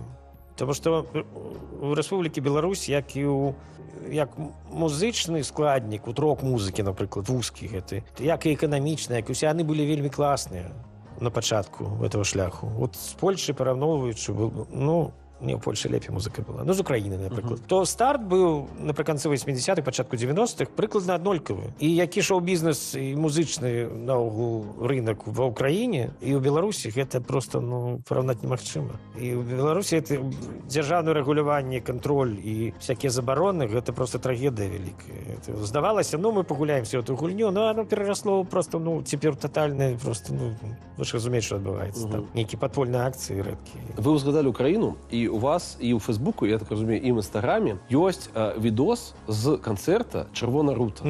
1989 год. Вось вы глядзіце на гэтае відэа, вось выканаўца гэты малады ў картузе. Ідыёт. Як можна было так... У наукі нашай шмат галоў, на науку паша, а паўсюль радыяцыя. Што б вы ему сказалі з вышыні гадоў? А што ему скажа, што нічого слухаць не будзе. Таму што ідыёт? Ну, таму што ён малады, і для яго это все было б такое нейкі старэчы маразм. Што ты мне вучыш? Нас вучылі, нас Сузор'я спрабавала вучыць чамусьці. Нейкія старыя мужыкі, лузеры. Ну, вам цікава глядзець гэтыя архіўныя кадры? Цікава, чаму не? Ну, вось 89-й год «Чырвона рута», як іграе там гурт, як іграў у Магілеве ён 2 гады таму, гэта як розны гурт. Таму што вось бесперапынная ігра і ўдзел у розных канцэртах, нават без атэстацыі нас не атэстоўвалі, таму што казалі, што у нас там тэксты небяспечныя ўсё. Ну, ўсё роўна ігралі пастаянна, это была перабудова, і можна было іграць. Ну, фактычна ніхто не прасіў атэстацыі. Шмат было фестываляў. І вось тое, што мы бачым на «Чырвонай руце», параўнанні з тым, што ў Магілёве, я недавно паслухаў, гэта абсалютна розныя рэчы. Вось чаго шкада, што каб яно працягвалася, за 2 гады гурт ператварыўся ў такі упэўнены, які трымаецца на сцэне, і досыць упэўнена трымае ў руках інструмент. Ну, гэта прафесіяналізм ужо, пэўна. Ну, яшчэ не, але для таго часу парадку можна выступаць. Добра, НРМ, што скажаце? Ну, там вельмі все такое... НРМ – гэта паспяховая спроба выйсці з клішэ, таму што мы дакаціліся в умро і ўрэшце-рэшт да какого-то банального хард-рока, які не ўласцівы ў жыцці быў ні мне, ні бубначу. Мы так што-то ігралі ты хард-рок, меняліся гітарысты прафесійныя вельмі, там Віця Смольскі іграў, Віця Шот быў такі, яго ўжо няма, такі вельмі таленавіты гітарыст. І мы вось плылі па гэтай плыні, самі так, ну, тэксты пісалі. Але это быў такі смешны такі хард-рок. Я разумею, каб это было дзесьці ў Лос-Анджелесе, яшчэ, ладно, но это ў Менску такі, ну...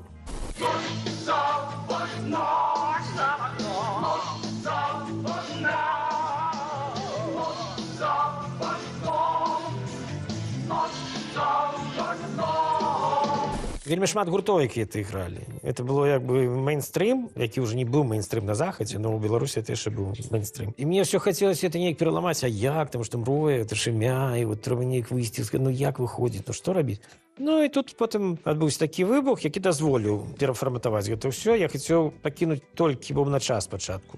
І мы з ім хадзілі, там сакрэтнічалі, нешта такое. Я ему казаў, пішыце тэксты, а лезет. Вось мы хадзілі там, хадзілі па барах, разважалі, як мы будзем это рабіць, што хобі хопіць уже гэтага там кліше такого, трэба выходзіць за межы, трэба разбураць, трэба больш авангарда, мы ж авангардысты вот, па натуры, мы ж там мастакі, мы пішем. А тут чаму мы ў палоне нейк такого знаходзімся штампа? Ну і гэта ўрэшце атрымалася.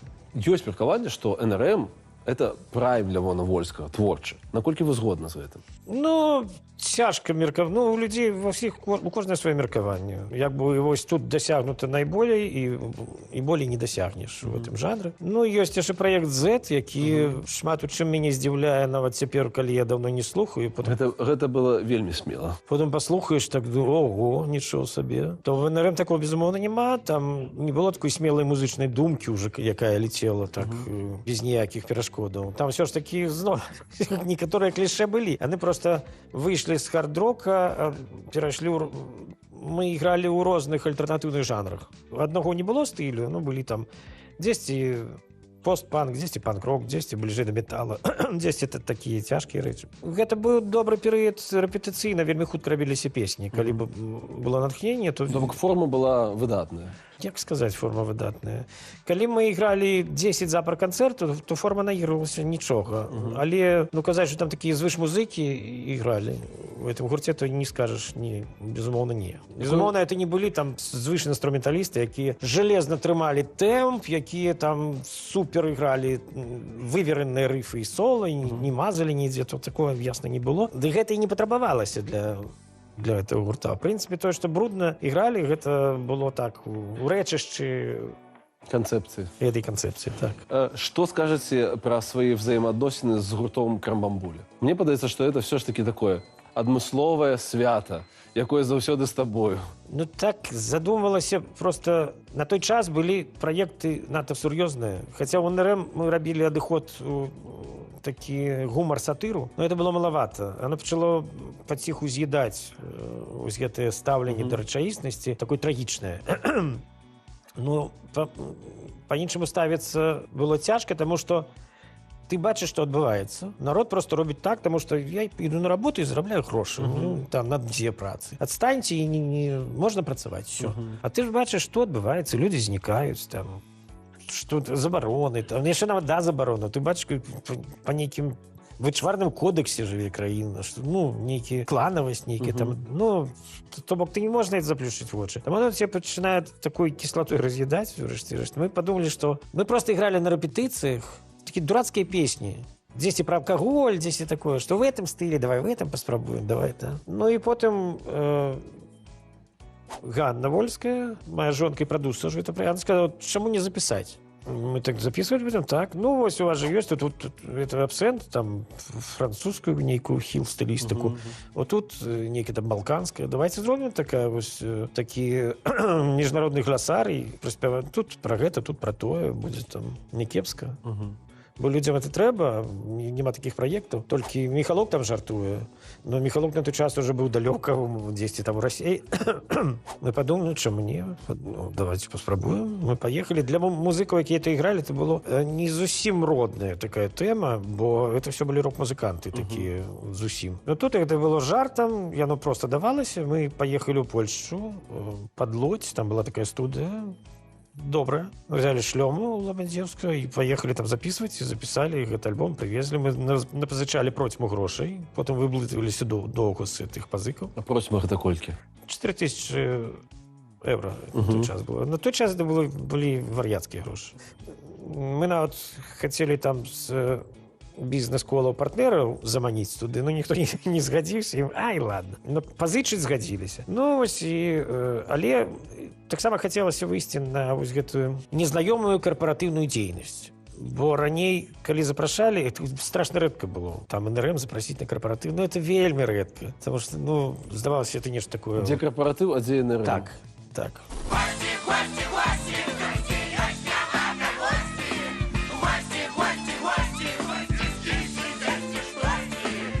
Ну, а тут поступова пачалі запрашаць. І тут было так цікава знайсці ўзаемразуменне з публікай, якая зусім не прыйшла не на рок-канцэрт, а наогул не прыйшла на канцэрт. Она прыйшла на народзіны. Так. Ці на народзіны, ці на вяселле она прыйшла. Она прыйшла просто там адтапырыцца. А тут з ёй трэба знайсці ўзаемаразуменне, нейкія агульныя тэмы, паразмаўляць, вывесці адтуль, каб яны танчылі. Это была такая задача досыць цяжкая для мяне, які ў звычайным жыцці такі інтраверт крыху. І я навучыўся ўрэшце.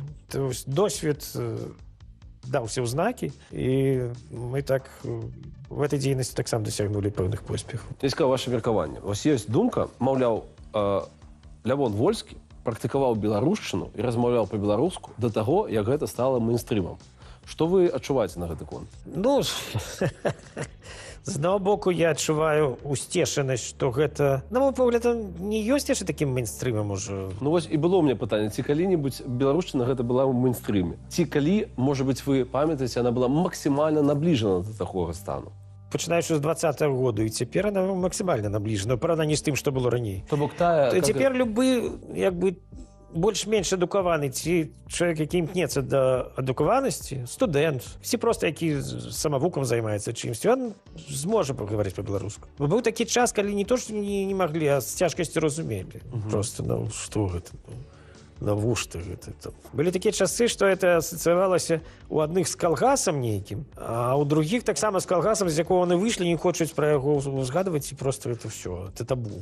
Альбо былі такія ў людзей асацыяцыі, што калі ты гаворыш па-беларуску, ты, значыць, належыш да нейкага такога крыху небажыхарскага клану паэтаў-пісьменнікаў, мастакоў. Настолькі высокі, што не дасягнуць. І гэтай тусоўкі ўсё. Ну вось, і вось раз ты гаворыш па-беларуску, ну хутчэй за ўсё, паколькі ты малады, то ты не да канца належыш.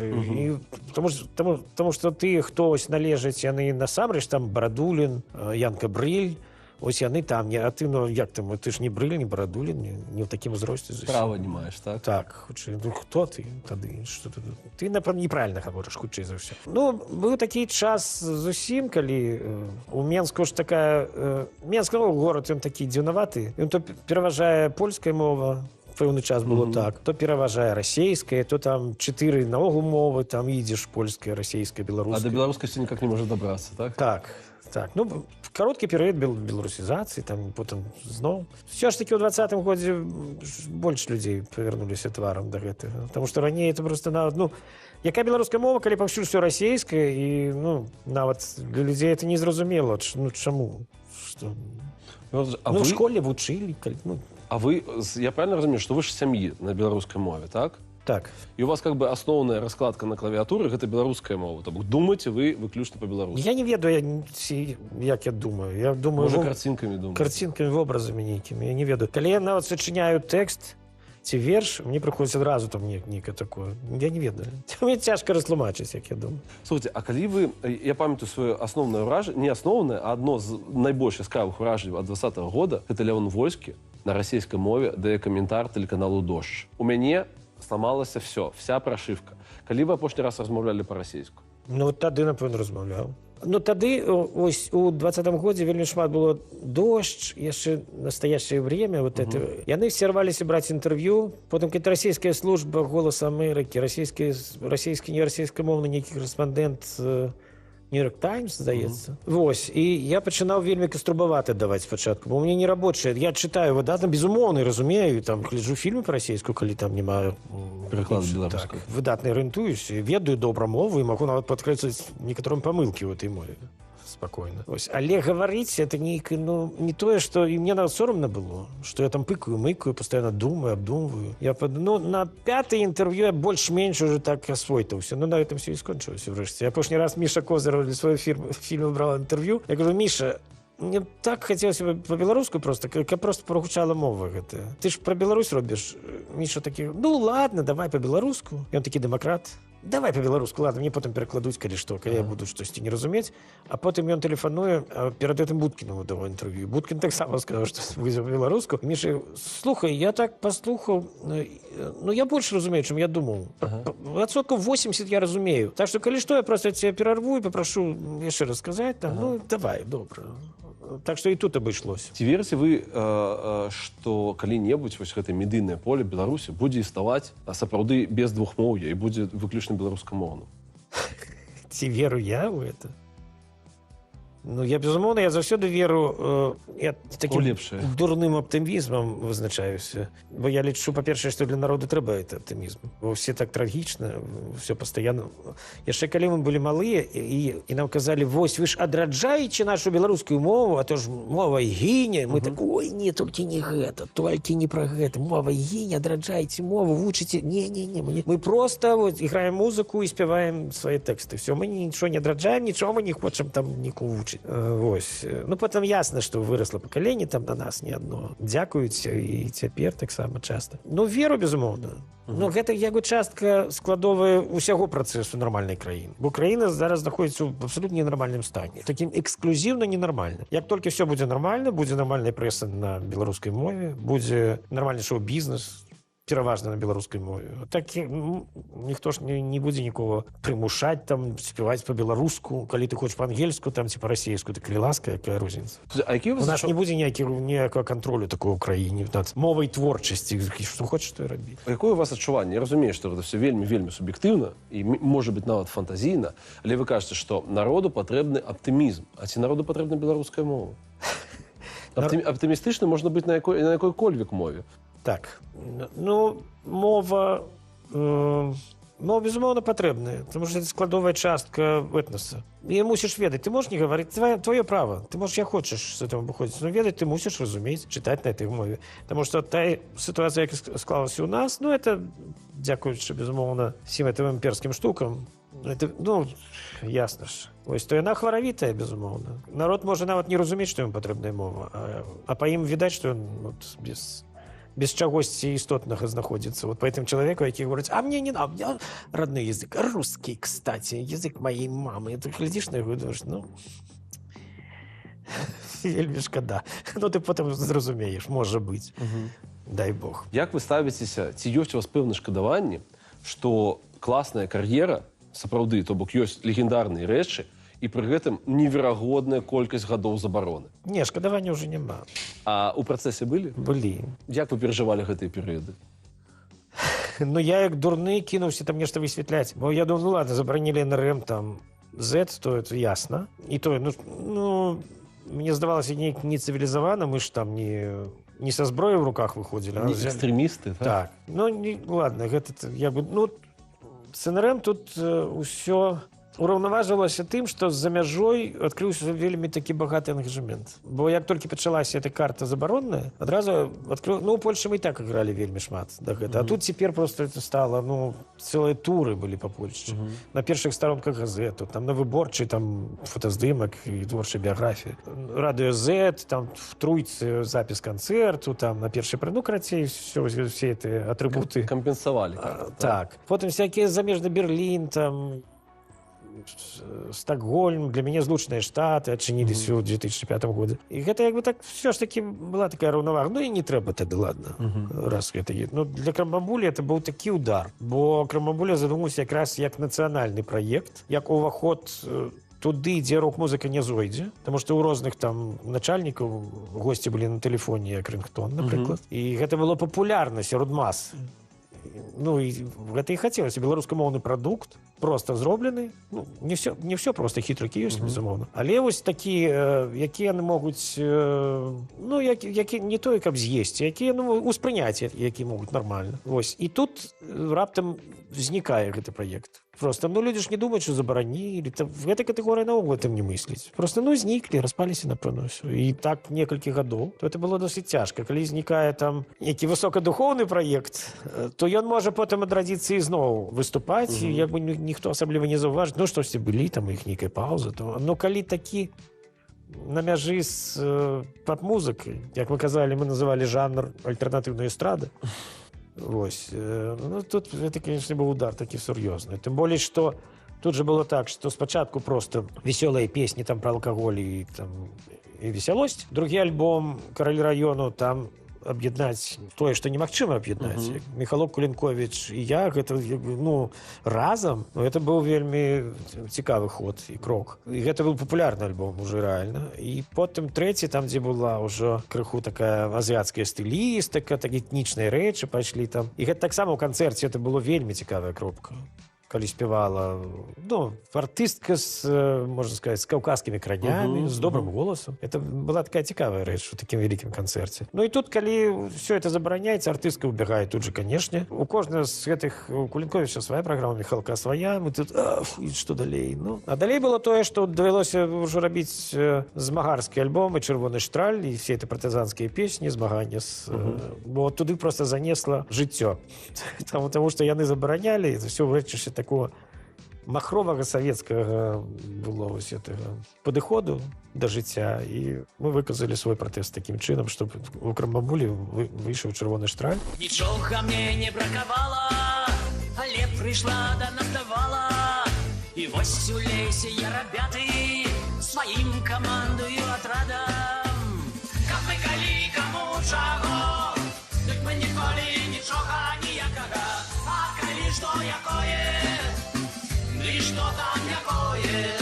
Ну і працягваем ісці у гэтым накірунку, бо сінгл таксама такі змагарскія песні. Вы для... Выбачце, я пачынаў з гэтага і гэтым скончу. Для таго, што напісана у вас пашпарце, вы прекрасна выглядаеце.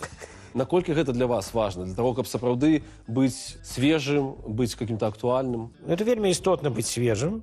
Ну, я раблю не все магчымае, безумоўна, для гэтага, але шмат прыкладаю намаганням, там, спрабую йогай займацца, яшчэ нейкімі там фізічнымі рэчамі. Бо голова таксама, мазгі ачышчаюцца ад гэтага, вы самі ведаеце, вось. Ну і трэба не закрывацца ад усяго новага, а такіх цікавых новых тэндэнцый чытаць. Это таксама не перашкаджае добра выглядаць, калі шмат чытаеш. Я не ведаю, насамрэч, я не ведаю, наколькі я нават... Мне здаецца, што я так сабе выглядаю. Ну вы ж разумееце, што я не ведаю, у вас ёсць нейкія аднагодкі, людзі вашага ўзросту, і вы разумееце, што на іх фоне вы свежачок. Ну, можа, яны проста... А ёсць і такія, што таксама, як я, выглядаюць. Проста ёсць такая катэгорыя людзей, якая проста ходзіць на працу, потым з працы, потым ездзіць на лецішча, это пачынаецца ўжо з 25. Ну, ясна, што такая завядзёнка, на чалавек не тое, каб з'ядае, яны могуць пражыць там 95. Ну, проста яны рана пачынаюць выглядаць, як выйшлі ў тираж. Ну, это ж не перашкаджае ім там нешта таксама існаваць. Просто мы выглядаем по-рознаму. Дзякую вам за ваш час. Я натхняюся таксама тым, што вы не існуеце, а жывяце. І вам я жадаю таго самага. Нагадваю, што гэта мова на нова. Глядзіце, калі ласка, нас і размаўляйце на чысцюткай беларускай мове, як у Лявона Артуровича. Дзякую. Дзякую, хлопцы, за працу. Дзякую, Лявон Артурович, за ваш час.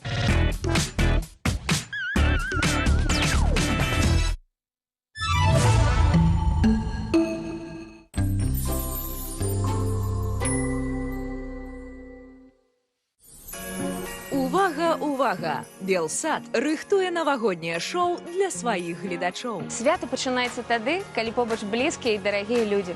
Адсвяткуйма Новы год разам з намі. Для вас зайграюць сярод іншых Наві Бэнд, Джей Морс і разбітае сэрца пацана. Калі гучаць любімыя песні, сэрцы пачынаюць біцца мацней. Захапляльны канцэрт з найлепшымі зоркамі. Мы привезли вам свои самые шчырыя эмоции. Мы дорым вам настрой, якім хочацца жыць увесь наступны год. Што палітык тут робіць? А я вам не скажу. Глядзіце канцэрт. Часейка, здаровічка, усяго самага.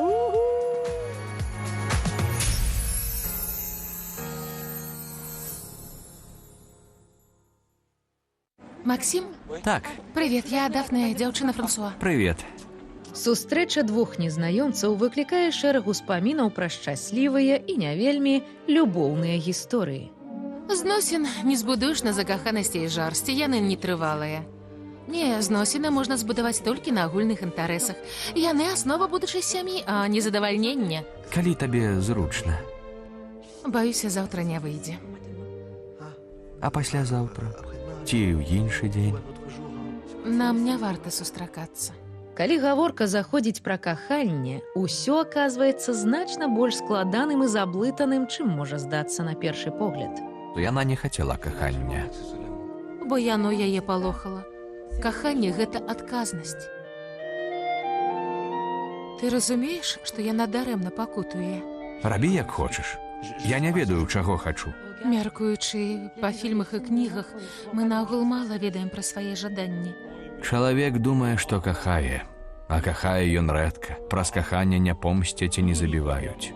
Сапраўднае каханне, калі мы думаем пра шчасце іншага, бо ніхто нікім не валодае. Глядзіце мастацкую стужку «Што мы кажам, што мы робім». Заўтра о 20:15 менскага часу. Тое, што я зрабіла для цябе, напраўду я зрабіла выключна для сябе.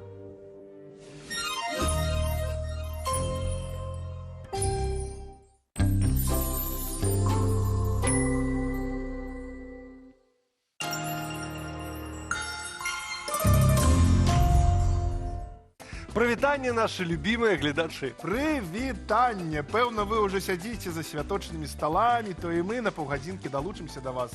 Ну, оп, наш спецыяльны госць, святочная ялінка. Бо у нас ёсць тосты, за якія хочацца ўзняць келіхі з... У мяне бураціна. У мяне расінка. У гэтым годзе чык-чырык узяўся за самую важную праблему Беларусі. Узяўся выправіць самую галоўную хібу беларускага грамадства – чэргі за кавай на АЗС. Відаць, з пенсіямі, дарогамі, школкамі і паліклінікамі ўжо ўсё вырашана, дык па пірамідзе Маслоў, хто б гэта не быў, надышоў час і да кавы. Былі сцягнуты ледзьве не спецвойскі авіяцыя. Міліцыя на вушах, патрулі сачылі, каб, не дай Божа, беларус не глынуў кавы і не расплюшчыў вочы. Дык мы хочам узняць гэтыя келіхі за тое, каб у кожнага з вас быў хаця б кубачак свабоды такой, каб можна было глынуць і прачнуцца. І сагрэцца, і каб ніхто не адбіраў у вас вашае канстытуцыйнае права стаяць у чэргах.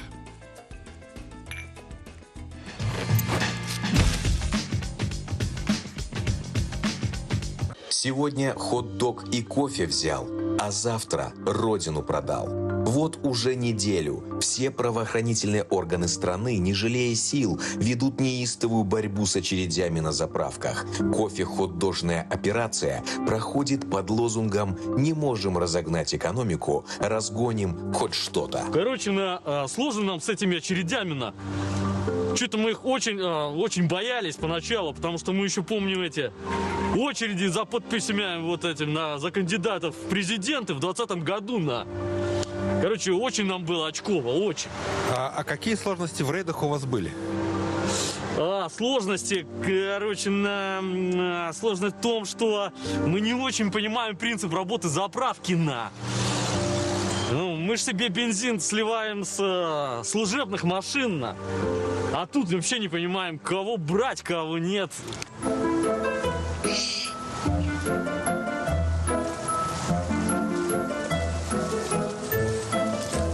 Попался враг народа! Что здесь делаешь? Кофе пьешь или хот-доги ешь? Нет, закладку делаю. Наркоман, что ли? Тогда нормально. Только смотри, чтобы никакого кофе, никаких хот-догов. Свободен. Скажите, а может вы хотите передать что-то нашим гражданам? Да. Это... Любишь сосиску в тесте? Люби и дубинку в мягком месте.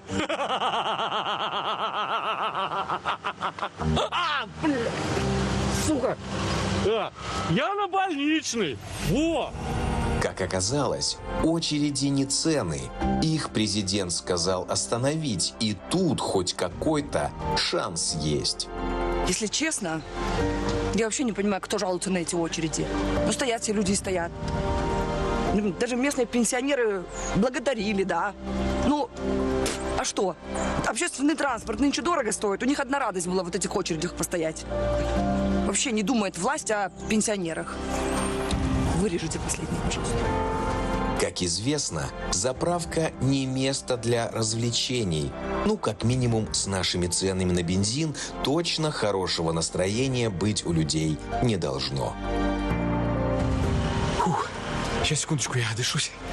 Я просто в туалет на заправку бегал по-маленькому и так быстро бежал, чтобы не подумали, что я очередь там создаю. Получается, что я не по-маленькому, а по очень маленькому бегал. Мне очень повезло. В смысле? Ну, в смысле, что по-маленькому, а не по-большому. Там мужик по-большому пошел, так его прямо из туалета с унитазом в автозак вынесли за то, что очередь создавал. Ладно, побегу, мне еще надо зубочистки и салфетки взять надо. В 10 секунд уложиться, все, давайте. Власть, победившая здравый смысл, с очередями уж точно справится. Працягваем святкаванне. У гэтым годзе беларускія ўлады шмат чаго шукалі.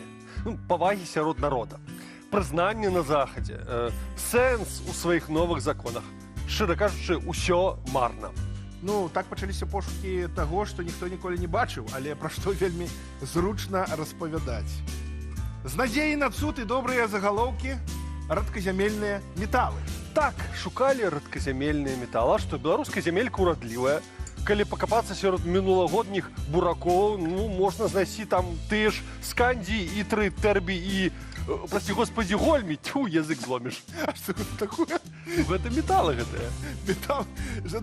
Жадаем наступным годзе ўсім беларусам адкапаць хай не нейкі рэдкі метал, а трошкі, хаця б трошкі, паслухайце, аптымізму. Редкоземельные металлы выговаривает только Трамп в Соединенных Штатах Америки. Вы над этим пока и не задумывались. Это будущее. Надо копать, надо смотреть, что есть у нас в земле.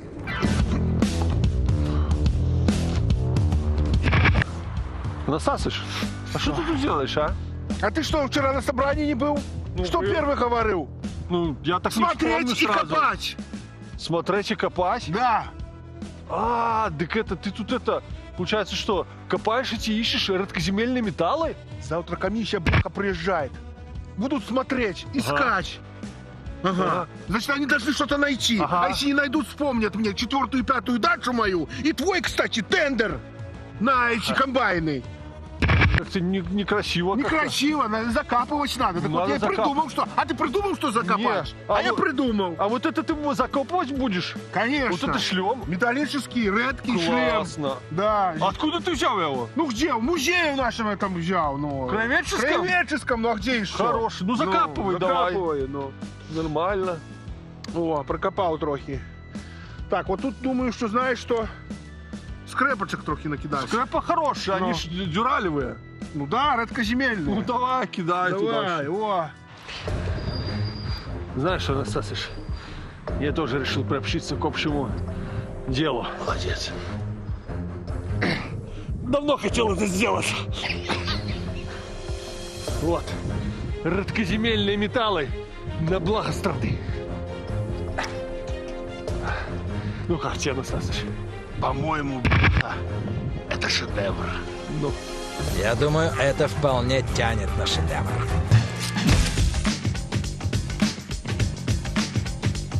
А зараз, дорогие сябры, Михась, уважаемый мой коллега, давай поднимем келих за наш другий хлеб, за бульбу. За батон, я думал? Ну, добре. Давай за бульбу, за ось ту самую, таку простую, надзейную, якая, здаецца, заўсёды была побач з намі і ніколі не патрабавала асаблівых адносін, пакуль раптам не знікла. У гэтым годзе яе стало так мало, што мы нарэшце зразумелі, бульба гэта не гарнір, нацыянальная каштоўнасць. Калі яна ёсць, мы яе не заўважаем, а калі яе няма, адразу становіцца зразумела, што год быў непросты. Дык давайте ж вып'ем за нашую рэдказямельную бульбу.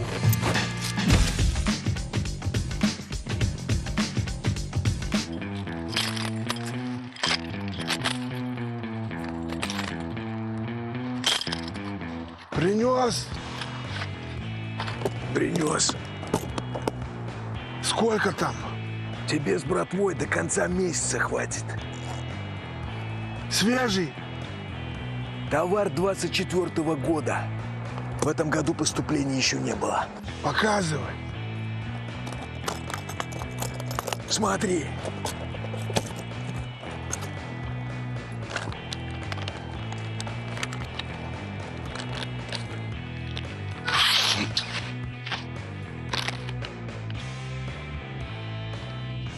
Нихера себе. Крутой товар. Да. Давно такого не видел. Да. Ни гнили, ни глазков. Почем? 50 баксов штука. Ты чё, охренел?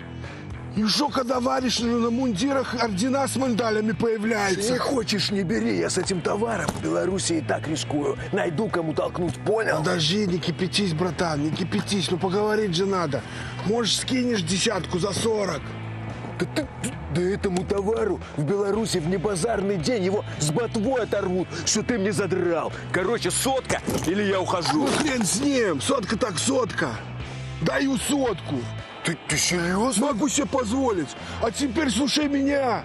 Я работаю в визовом центре. Алло, слышь, визовый центр. Годовой шенген в обмен на товар. Ну, что скажешь? Ты что сразу-то молчал, а? Договорились, держи. Давай. Все по рукам. Давай. Значит так, через неделю, в этом же месте, в это же время. Все, пока. Давай. Чао, бомбино. Добазарились. Вот, боже мой.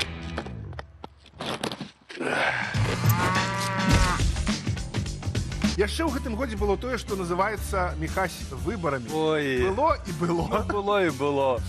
А вось ядерны электарат, наш глыбінны народ, мае на гэтыя выбары, на гэтую падзею сваё асабістае меркаванне. Мы ўзнімаем тост за нашых дарагіх лукашолак, а таксама за ўсіх беларускіх пенсіянераў. Вып'ем за тое, каб на іх вяку ім давялося ўсё ж такі ўбачыць выбары з выбарам.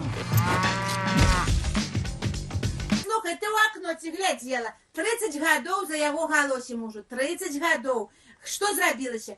Магазина нема, ФАПа нема, клуба нема, ні хулера нема. Прэзідэнцкія домікі, што строіў, разваліліся ўсе стаяць. Галя, зато свята, зато вон батька, он які, толькі нешта коленького подхромаў, каб ён ад Галі быў, во было б так. І Европа тая, ты кажаш, выборы не для Европы, для нас. Хулера там для нас, послухай. Такі сем'янін. Слухай, тебе кажу, для мира, для ўсяго картинку робіць. Каб для нас, для сваіх, дык ён бы даўно себе царом назначыў. І хозяйственный. Ну. І вон які видный мужчина, на вон фотографиях стоит красавец. Ай, дурица. Добра, Ниночка, я тебе одно скажу. Голосуй, не голосуй, все равно получишь. Во, Лукашенко. А как ко мне еще раз пришли, так я бы еще раз подписалась. Дарагія сябры, падымаем келіхі за сучасныя каштоўнасці. За тое, што сёння аб'ядноўвае людзей хутчэй за словы і мацней за тосты, за лайкі і рэпосты. Каб палец цягнуўся не толькі да келіха, але і да кнопкі падпісацца. Каб алгарытмы гэты убачылі. Мы тут, мы жывыя, мы жывем, і нам не ўсё адно. Дык вып'ем за вашу актыўнасць, за ўзаемную падтрымку і за добры настрой у стужцы. Але, піце і падпісвайцеся толькі тыя, каму гэта бяспечна. А ў гэту навагоднюю ноч нашы бравыя прапагандысты стаміліся і спяць, бо напрацаваўшыся. Ну, языкі іх натружаныя, адпачываюць на плячах, вусны прычмокваюць, уяўляючы наступны працоўны год. Спяць, пасмоктваючы лапу, на якую ім дзяржава дае грошы, якія амаль не смярдзяць. Дык вось, вып'ем за тое, каб наш галоўны праваслаўны, артадаксальны і канвенцыянальны прапагандыст, якога заўсёды нешта зараю яго і просіцца такое, дарэчы. Так, дык хай ён бачыць у новым годзе кожную ноч адзін і той жа сон, у якім яго нехта мутузіць, такі падобны на Терминатора, на тебе немножко, за то, что он потлатый. Давайте.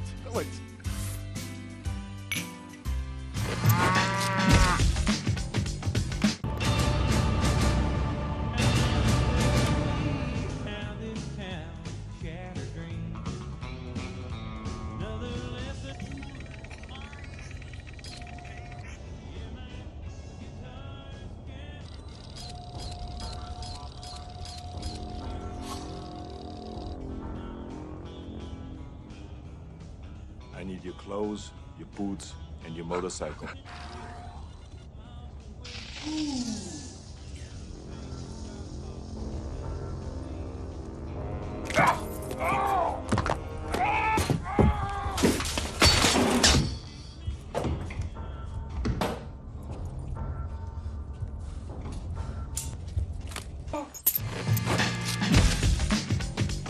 У снах, звичайно, ми можемо бачити різне. Наш мозг, Михась, видає такі вияви, такі сценарні ходи, таку діч, невероятні цуди. Так, але у святочний час цуди здараються урочистості. Дик вось наші вам новогодні цуди ад хайтак. Перший цуд.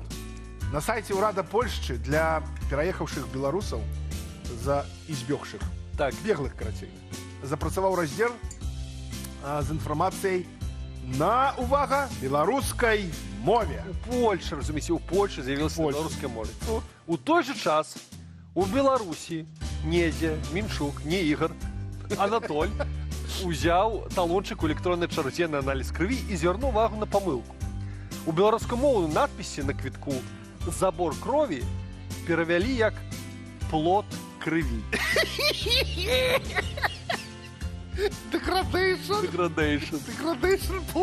Ну, конечно, комментаторы под гэтай навиной у соседках. Вот этот суд, проводится, да. Плод мой, плод, да. Вообще не так уж плохо, комментирует какой-то человек, вспомнив, узгадал песню «Плод» Юрия Лозы. Чем мне подобается это из разряда в составе продукта жиры и белки переклали як это тлуши и ваверки. Ну, жиры и белки. Одно и то же. Белорусская мова, як чуется, так и пишется. Что вы пристали? Лучше ваверки вельми ценно, до речи. Мое любимое, наше любимое. Это еще что, пишет человек. Это же наш любимый оборот. Это еще что? Я помню, как-то на вокзале в Жлобине видел надписи на двери «От себя и на себя». На английском перевели «From itself» и «On itself». Ну, how many watches on your watch? 7 watches. Such much. Ухумхау, как говорится. Ну, кажется так. Ну что ж, в таком разе let it be. Давайте есть пчел. А кто здесь пчелу, то есть становится человеком.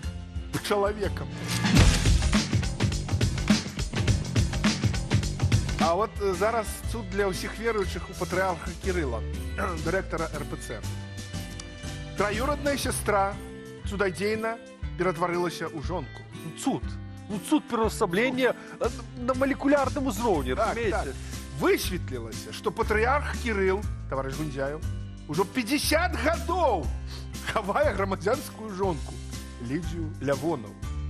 На ее официально записана маёмость патриарха. Не глядячи на то, что у вышэйшых святароў ёсць забарона, якой уже 1700 годов, им нельга жить с жанчынами, калі гэта не мать и сестра, ці тетка.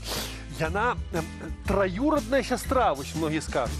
Крикнуть! Троюродная сестра, что вы мне говорите? Однако новое доследование доказало, что родностных сувязей у Кирилла с Лидией нема. Ну, она только зараз у громадянскую жонку перетворилась. Чудодейно. Просто под Новый год перетворилась в громадянскую вот жонку. Такая вот она. Як лягушка. Лилея Кирилла. Яшчэ з навагодніх цудаў. Еўразвяз нарэшце хоча ўвесці новыя санкцыі супраць лукашэнкаўскай Беларусі. Ну так. Это, Михаил, следуешь, европейский Санта-Клаус по дупе червоно-зеленому деду там лупащить. А, до речі, американский вот Санта-Клаус, отпившийся колы, здымае санкції з этого деда. Да чаму? Ну, я ж не ведаю чаму. Ён і запчасткі там на яго на асабісты боинг возіць. Калійку эту тут еще демо. Леки возить, леки. Червоно-зеленому деду привез недавно. Санта-Клаус, опившийся Кока-Колы. Американский, представляешь? А для чего леки? Новина заключается в том, что для Лукашенко привезли найноўшие американские леки для похудания. Ну, диктатор же на ВНС заявил, что калі быў ковид, кожны тлусты попал у реанимацию. Подтверждавши тым два факта.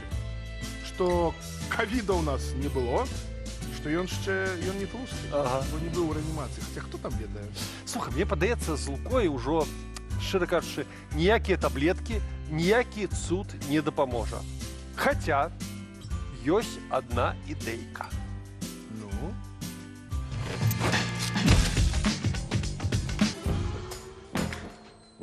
Я же приказал ценам не расти. Почему они опять растут? Вот ничего вам доверить нельзя. Бездары, безинициативные. Вы без меня ничего не можете. Что вы просто сидите? Почему головой не киваете? А ну-ка кивать быстро.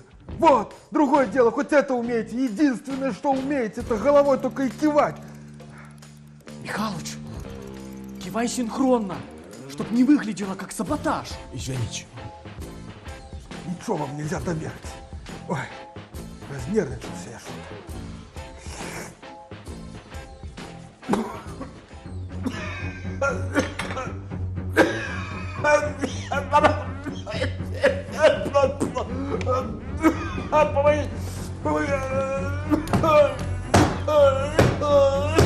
Мне кажется, он говорит, помогите. А может, он говорит, помолитесь. Ну да, тоже верно. Так что же делать? Помогать или молиться? Да продолжайте кивать, чтобы все выглядело хорошо. Как обычно. Во, все кивайте в такт. Видите, первый недоволен. Слушайте, может быть, что-нибудь сделаем для него? А может, наоборот, что-нибудь для народа сделаем хоть раз? Да что? Ну что? Не будем помогать ему и для него что-то делать. Голова! Мне кажется, он все-таки помощи просит. Такого указа никакого не было. Ну да, ни указа, ни декрета. Так что просто сидим.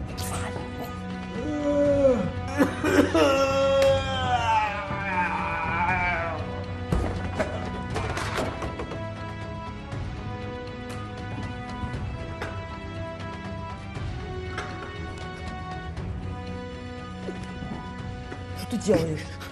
Отпечатки вытираю. Это же я ему чай дал. Чтобы не подумали, что я его отравил. Точно, дай сюда. А ты чего? Оставляю отпечатки. Вдруг подумают, что это я его убила и дадут премию. И героя вообще дадут. Так, это я. Это мне.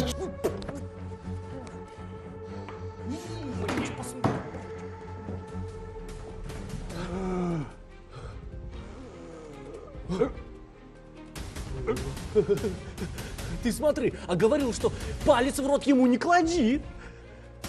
А получается, очень даже клади. Так это что ж получается? Оппозиция тоже врунишки? Чего это?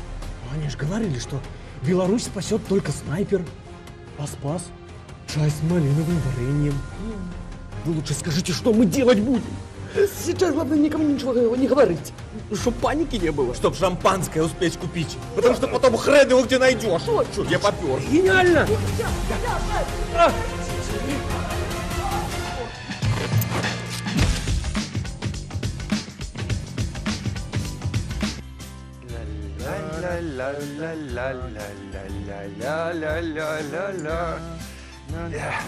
Ну что, дорогие сябры, паважаны Михась, давайте подымем гэтыя келихи за минулый год. Так, за минулый год. Мы снова выжили, мы смеялись, часам гучно, часам тихо, але от души. Это значит, что год был наш. І за Новый год. І няхай ён будзе хоць трошки лепшым, чым папярэдні. А калі не, ну што ж, мы все роўна знойдзем з чаго пасмяяцца. І ў гэтым нашая цудадзейная сила.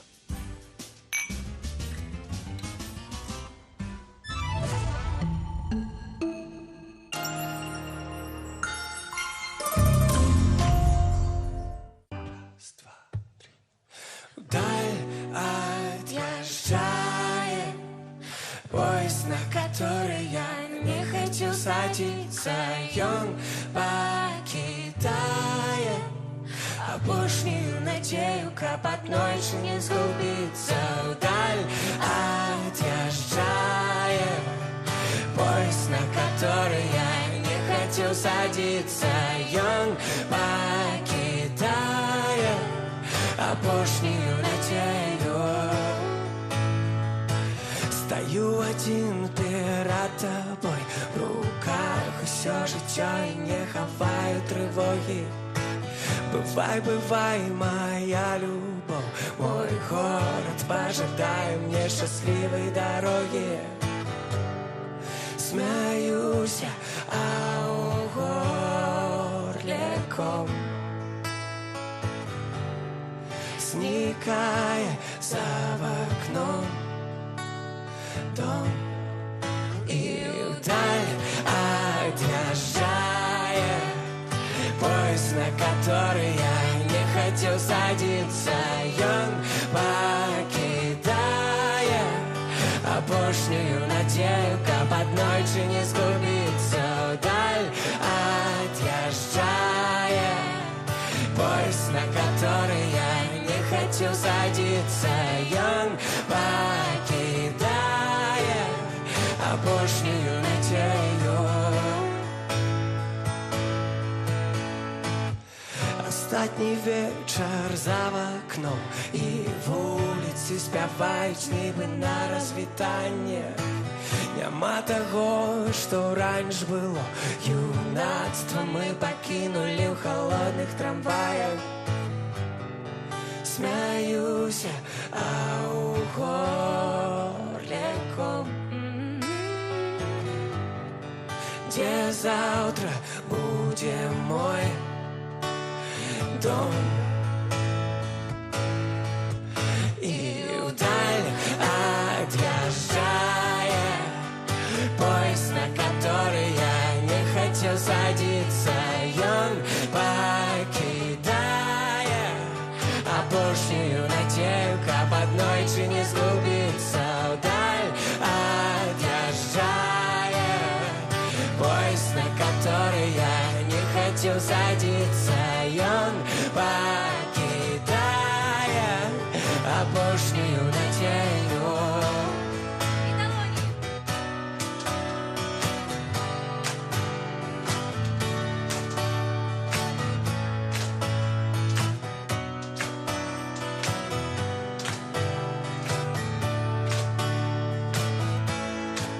И вдаль отъезжая поезд, на который я он покидая опошнюю надею, каб аднойчы не сгубиться вдаль отъезжая поезд, на который я не хотел садиться, и он покидая опошнюю надею.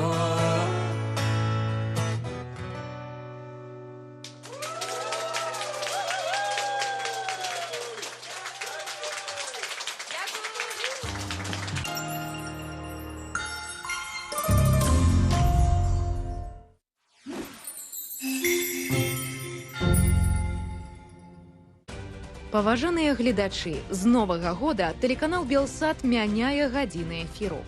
З панядзелка да пятніцы мы працуем для вас у дзень з 16 до 18 гадзіны, увечары з 20 гадзіны до 1 гадзіны ночы, уначы з 3 до 5 гадзіны менскага часу. А ў суботу і нядзелю глядзіце нас раніцай з 10 до 12 гадзіны, увечары з 20 до 1 гадзіны ночы, уначы з 3 до 5 гадзіны менскага часу. Дзякуй, што ў новым годзе застаяцеся з намі.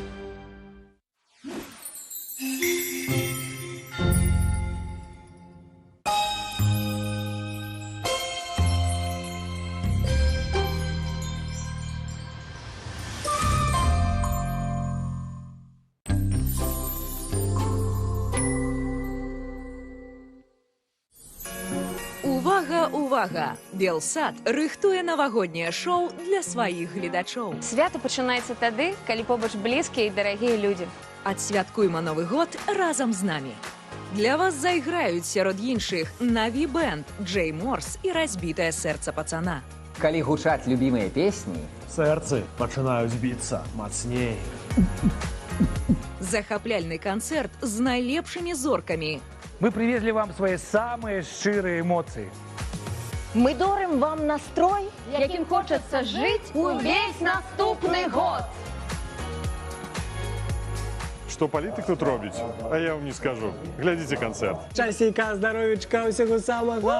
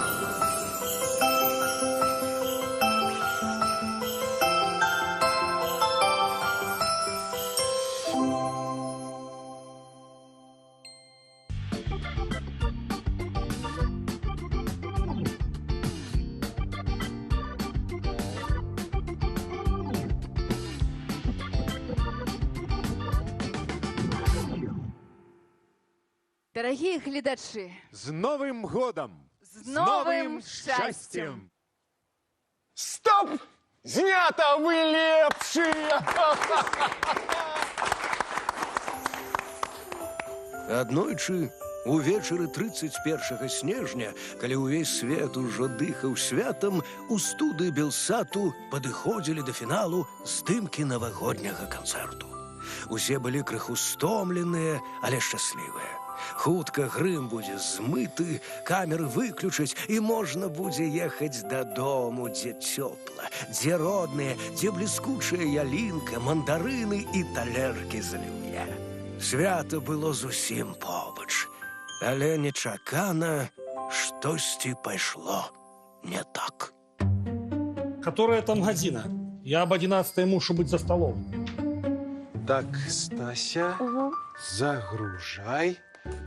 Ефір праз 15 хвилин. Добре, зараз.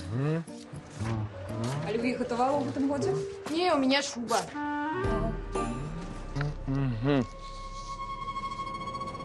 Ну что, починаем? Починаем, Йосипович, починаем, руки в ноги. О, гляди уже. Без 15:11. Мне праз гадзіну трэба ўжо з фужэрам, ведаеш, пад ялінкай стаяць. Сам разумееш. Так, все, пачнем. О, давай, адтуль, пошли. Вечер добрый. У меня замова доставка коня. Конь згодно с документами. А кто подпишет акт? Треба все лето подписать, как на наступный год позыков не засталося. Кому коня? Які яшчэ конь? Мы уже скончили. Ну, так это ж... конь.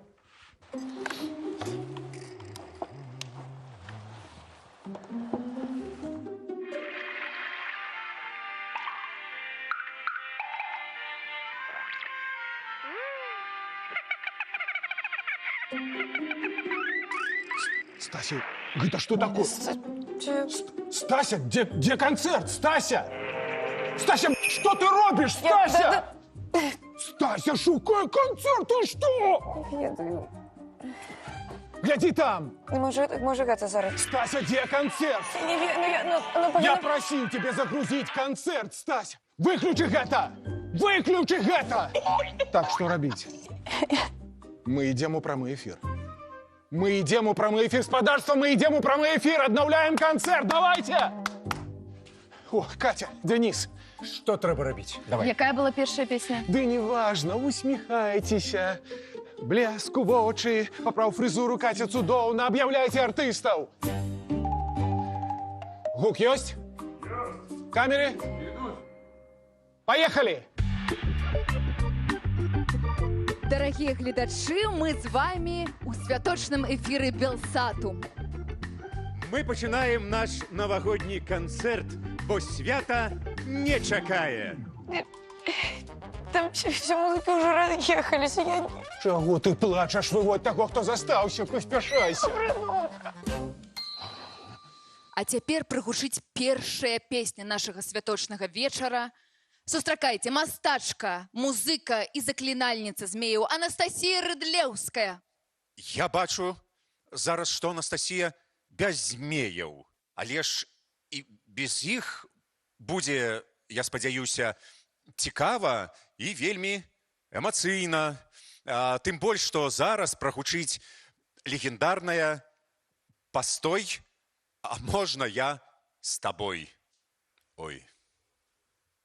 Горят фонари, я бы до зари с тобой могла говорить, но тебе снова пора, как всегда какие-то дела с утра.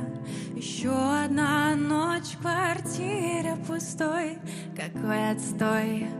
Постой, а можно я с тобой? Стой, можно я с тобой, с тобой? Постой, стой, можно я с тобой, с тобой? Постой, стой, можно я с тобой, с тобой?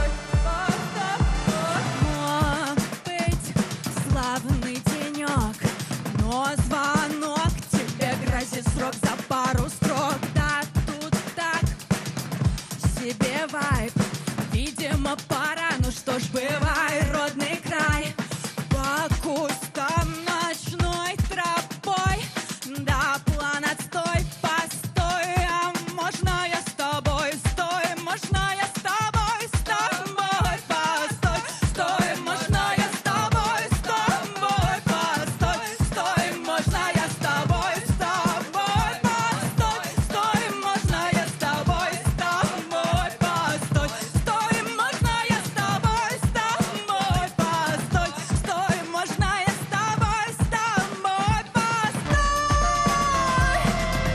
а можно я с тобой, можно я с тобой, можно я с тобой,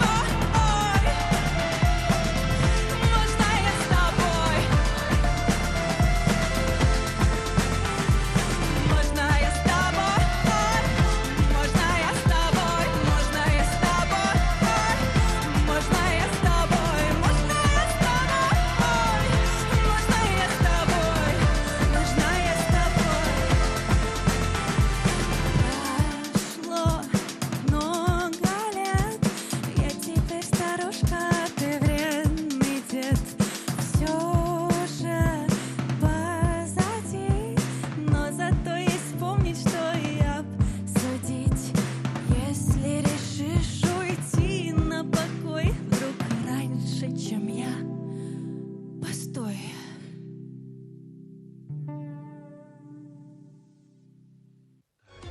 Что ты нам кажешь? Не Ну, можем який конь! ігнорувати гэту год.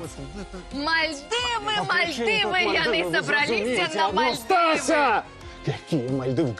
При чим тут що? Так, я Ви- тут. Ти знайшла Вінчестер?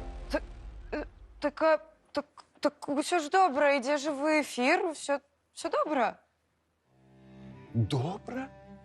Так. А де ти лічиш, я тримав?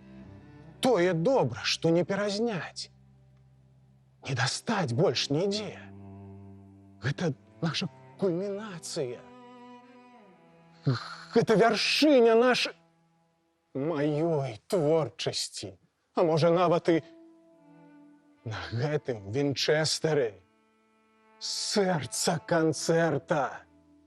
Выбух святла, гуку, то імгненне, калі ўсе мы дыхалі разам. Мы сцэна, зала. І гэтага не перазняць.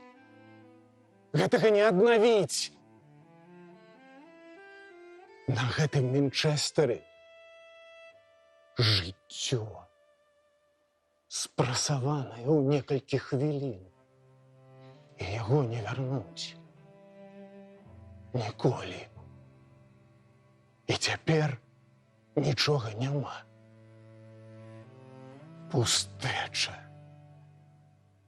Пустэча. Пачакай. Цішэй, пачакай. Мы ўсё зробім. Хадзі. Шукай. Давай. А мы ўсё зробім з артыстамі.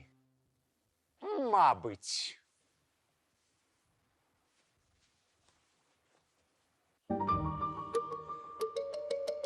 Да. Хотя, чего здивляться? Кожный год одно и то же. Зато весело! Вітаю, вибачайте. А де ви тепер? Уже поспели з'їхати.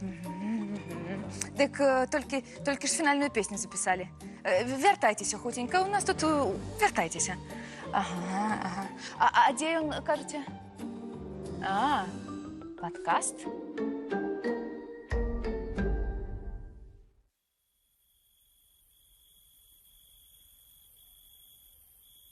Сергей, важное питание. Ты хочешь мандаринку? Да.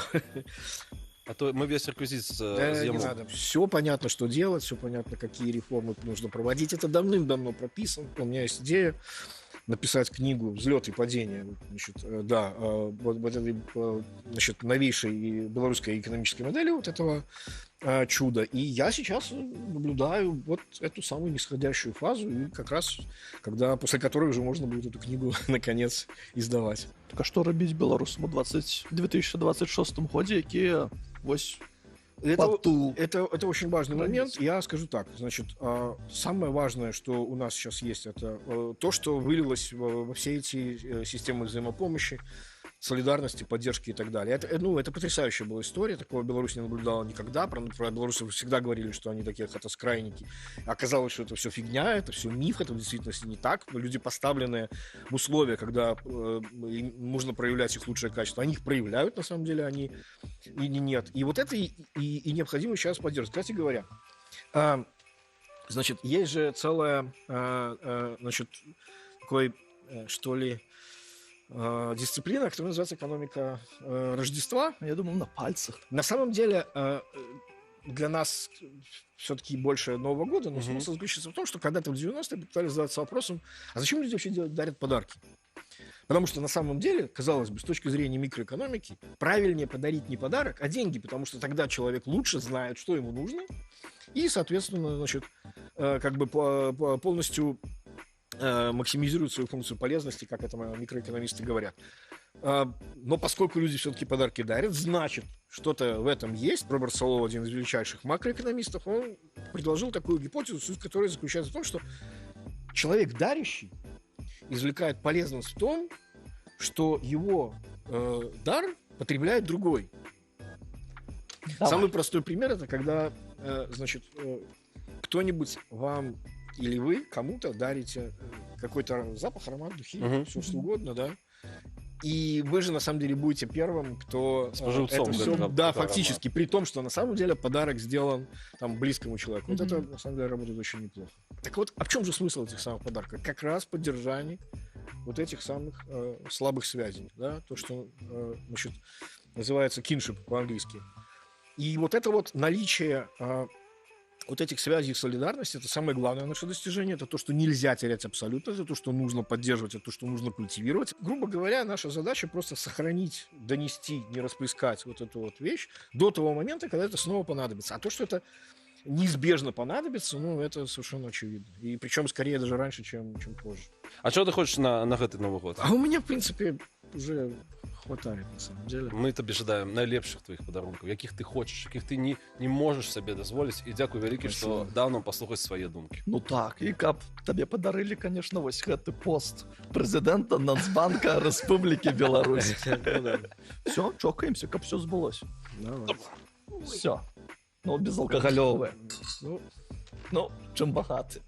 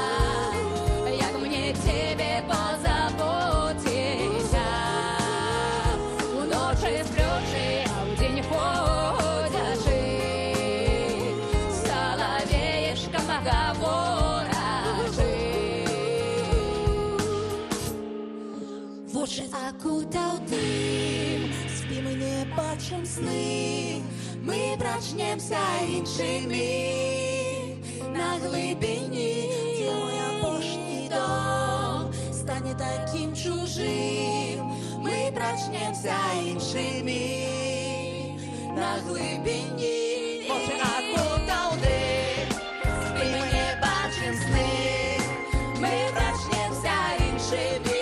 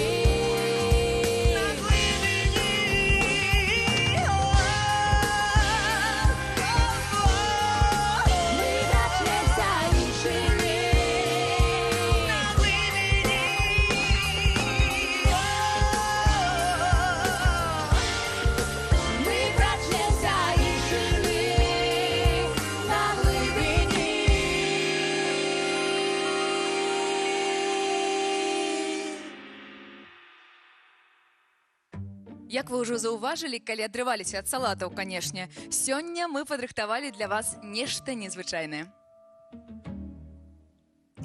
Вашыя любімыя музыкі будуць спяваць свае любімыя песні, хіты сваіх калегаў.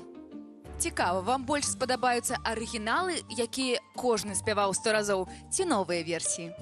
Дзякуй вам, вы мае героі, але прабачце, на грым часу няма. Ці так?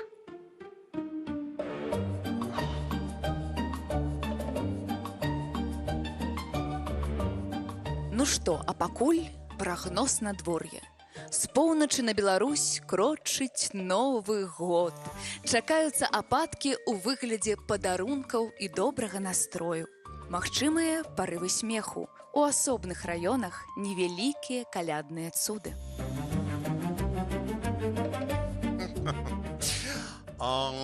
І маленькі святочны анекдот. Заходзяць неяк у бар Санта-Клаус, Слімак і Штірліц. А барман ім і кажа: «А я вам зараз пакажу, адкуль...» А вось адтуль! Сустракайце вольны хор.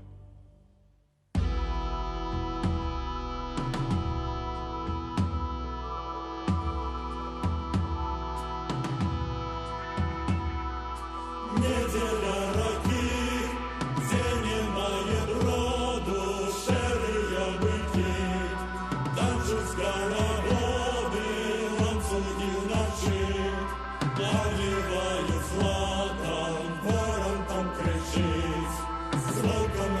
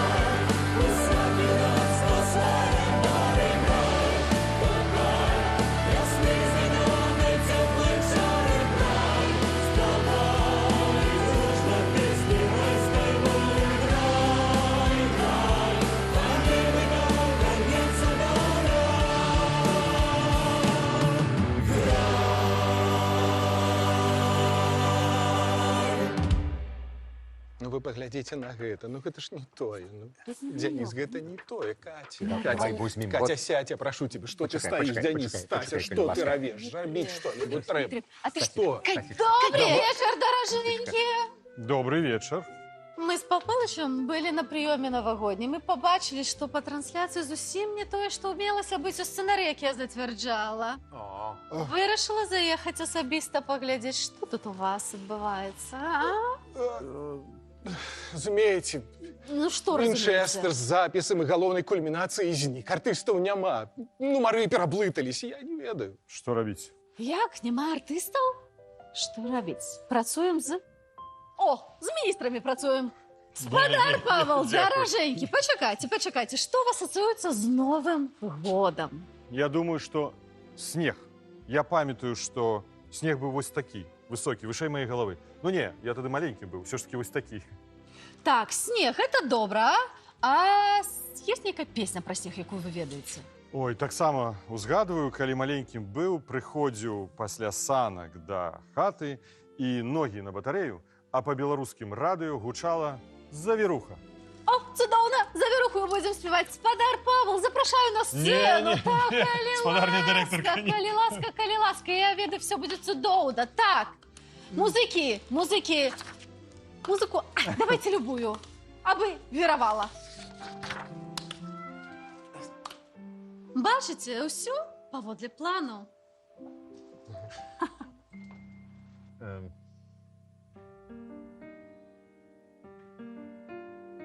Хлопцы, толькі я вас прашу асцярожна, таму што гэта не дэкарацыі, гэта будучыя творы мастацтва.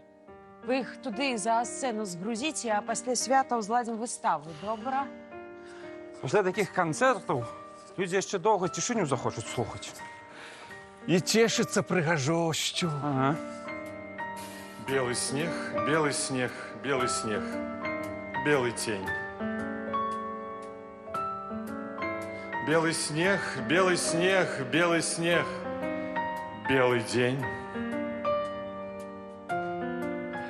Ты куды мяне клічаш, паслухай, завіруха, мяце завіруха, на дворе ні машин, ні людей, на дворе ні машин, ні людей. Завіруха, мяце завіруха, ты куды мяне клічаш, паслухай, на дворе ні машин, ні людей, ні машин, ні людей.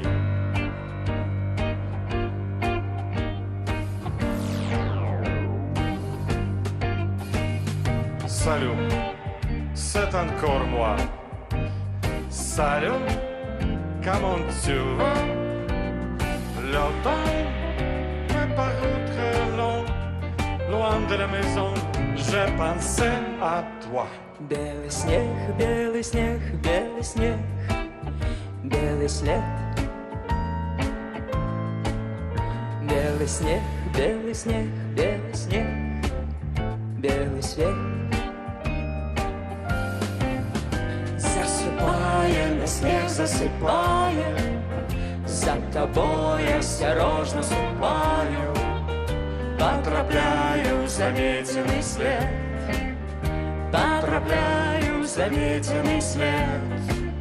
За собой осторожно ступаю, засыпая на снег, засыпая, потрапляю в заметенный след, твой заметенный след. На дворы ні машин, ні... Спадзяюся, запал палыч сёння без запалак, бо мы і так тут гарым. ні людей.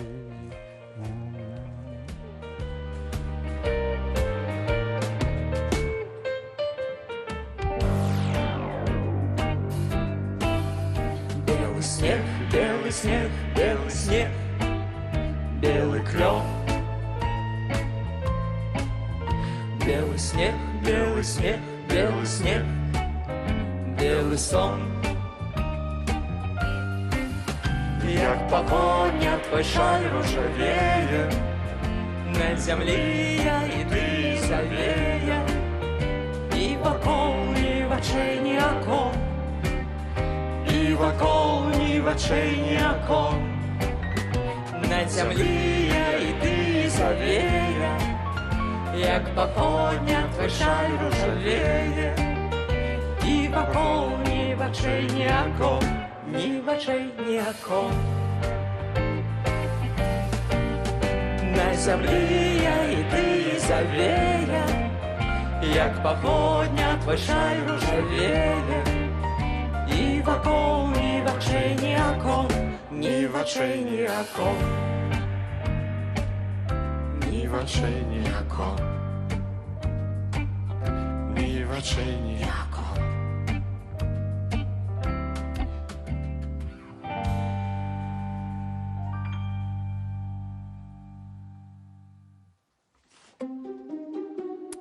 Вітанки, вибачай, калі ласка. Може бути, ти бачила таку маленьку металеву скринічку синюю?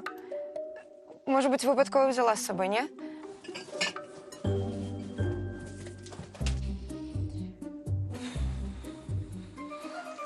Алло, вітанки, я вельмі хутка, Вінчестер. Може бути, ти бачу, альбо брав з собою... Окей. Ага, з Новим годом. О, вітанне, гэта Стася вам тэлефануе. Асістэнтка рэжысёра. Толькі што вы у нас здымаліся. Так, у мяне такое пытанне. Можа быць, выпадкова Вінчестер такога сіняга колеру. І так тэлефануем, пытаем, ну.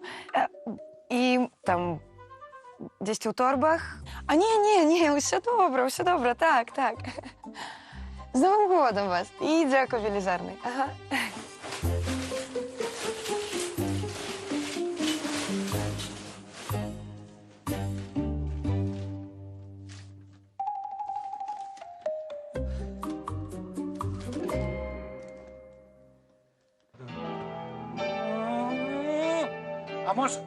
А можешь в подъезде поспробовать?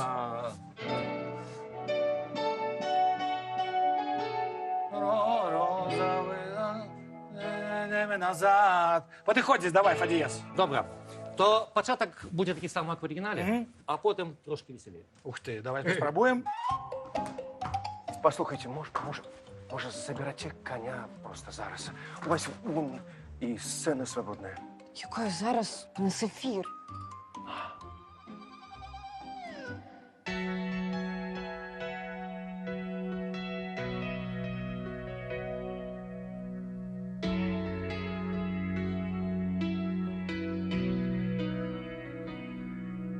Ты писала стихотворение про твое обо мне впечатление и мою фотокарточку маме дала посмотреть.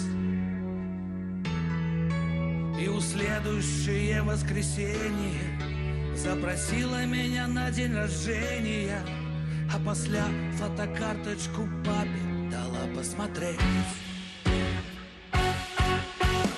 Розовый закат, поверни это время назад. Розовый закат, соотечественник мой и брат.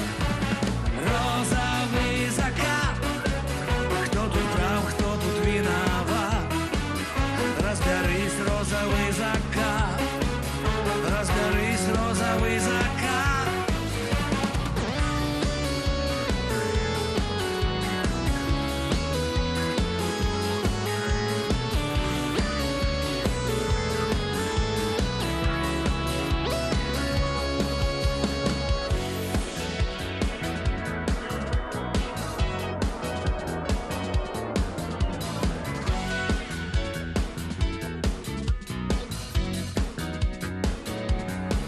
Я пришел, чтоб с тобой пообщаться, может быть, навод поцеловаться, чтобы начать с тобой встречаться, ну, в общем, ходить.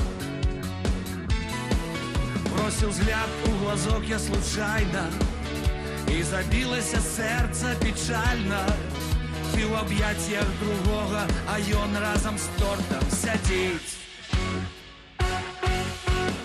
Розовый закат, поверни это время назад. Розовый закат, соотечественник мой.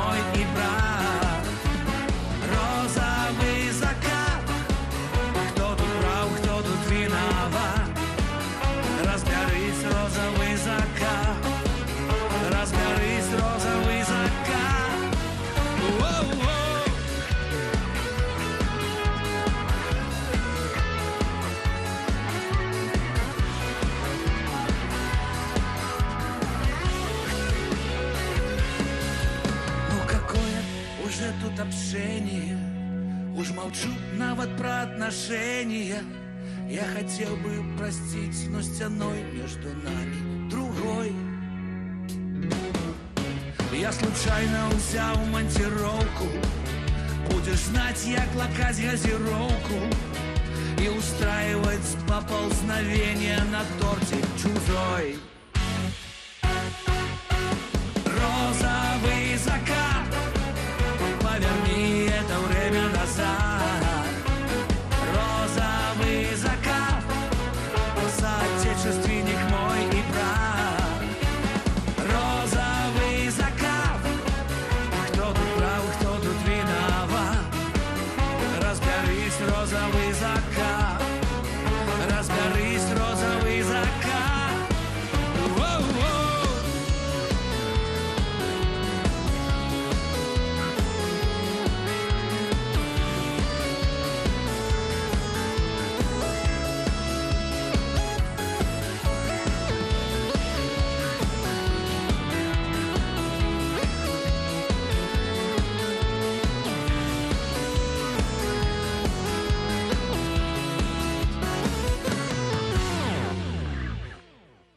Ці падбіваеш ты пэўныя вынікі, калі вось снежань пачынаецца, Spotify дае табе Абавязкова. падборку, што ты слухала ў гэтым годзе, а ты сама. Я тебе больше скажу, я ж вось вернулася ў коучинг, і это такая типа нативная реклама. Я кожны год подбиваю абавязкова, тому что у нас есть такая асаблівасць, это якая называется обесценивание. Так. І мы такія забываем. Я кожны год сядаю ў снежні і пишу, типа, а што было ў гэтым годзе? Карысна ще пераглядаць соцсеткі, свае сторыс, да, і потым такая, о, так нормально было, усяго добрага, бо добрае асабліва забываецца. Таму да, я подвожу вынікі. У ідэале записываешь? Записываю абавязкова. У ідэале ставлю мэты нейкія на наступны год такія дасяжныя. Лепей ставіць меней, чым болей, каб потым хоць б нешта здарылася з гэтага. Вось, і таму да, абавязкова. Новый год. Ну все ж, будзе добра. Ты ж заўсёды абнуляешься под Новый год. И такой, типа, ну, да. З першага. А у вас няма такого, што вот ты калі дзіцёнак, на цябе гэта безумоўнае чаканне. Яшчэ асабліва калі ў нашым дзяцінстве был снег і было нейкае такое цуда адчування. Пасля у цябе вось ты становішся крышачку больш дарослы, ты такой, я не веру во все гэта звычайны дзень, працуем і гэтак далей. А цяпер нібыта новая хваля чакання цудаў. Да гэта вы старыкі, просто я заўсёды чакаў кожны год, кожны годзік ты сидзіш, чакаеш. Мне свята, для мяне таксама это важно. Мне важно ведаць, што... што... не было расчарвання у вас у Новым годзе і ва ўсёй гэтай атмасферы? Не было, акрамя гэтага я яшчэ заўважыла такую рэч, што ну, мы 4-й год ужо ў Польшчы, і я заўважыла, што праз 2 гады ўжо беларускі пачалі святкаваць Раство, нават не каталікі, не каталічкі. І, ну, тому што, типа, інтэграцыя, ўсе дзела. І я разумею, што да, што нейкую у мяне ў гэтым годзе ўжо, ну, як бы я не буду святкаваць Раство, я не веруючая, але я разумею, што вось 25-го мне жаданне паклікаць людзей. Тым больш, што мы пераехалі 12 раз за эміграцыю ў 12-ю кватэру. І мне хочацца вось збіраць людзей, самой некуды хадзіць, неяк святкаваць. Я вельмі люблю ялінкі, катастрафічна. І вось некалькі год ужо я заўсёды, толькі недавно зразумела, што заўсёды марыла, каб у мяне каля ложка у спальні стаяла ялінка. І вось мы некалькі год запар ужо ставім 2 ялінкі. Адну ў зале для ўсіх з дзецьмі, а другую нам у спальню. Натурэль ялінка, так? Натурэль, да, я люблю натурэль. А это Івулін? Таксама натурэль? А ты что? Натурэль. Яна ж пахне ну, так, да, і така, потым асыпаецца, потым ты яшчэ ў жніўні знаходзіш гэтыя іголкі. Это ж такая романтика, ну. Не. А бамбелькі, тыя шарыкі, кожны год нешта дакупаць. Слухай, ну вось бачыш, вось у яе прям адчуваецца вось гэтая гісторыя з Новым годам і з адчуваннем новага. А у вас што, не так? У мяне ёсць такая тэма. А у цябе? Усё ёсць. І святкуеш ж? Так, патрэбны артыст, вельмі патрэбны артыст, калі ласка. Артыст. Артыст. Мікіта, ты артыст, то яшчэ ідзі. Які артыст? Куды? Ну, артыст патрэбны, пойдзем на сцэну. Ну, але я не артыст. Я артыстка. Пойдзем, Наста, пойдзем, гэтыя мужыкі. Пакуль. Ну і шампанскае, паскінь, калі ласка, артыстка, ну. Ідзем. Хлопцы, вы ўвогуле разумееце, што адбываецца? Гэта пляцоўка, здымачная пляцоўка. Артыст павінны быць заўсёды падрыхтаваны. Наста, пойдзем. Вырашаем. Давай, Санечка, за падрыхтоўку. Дзякуй за працу. І за артыстаў.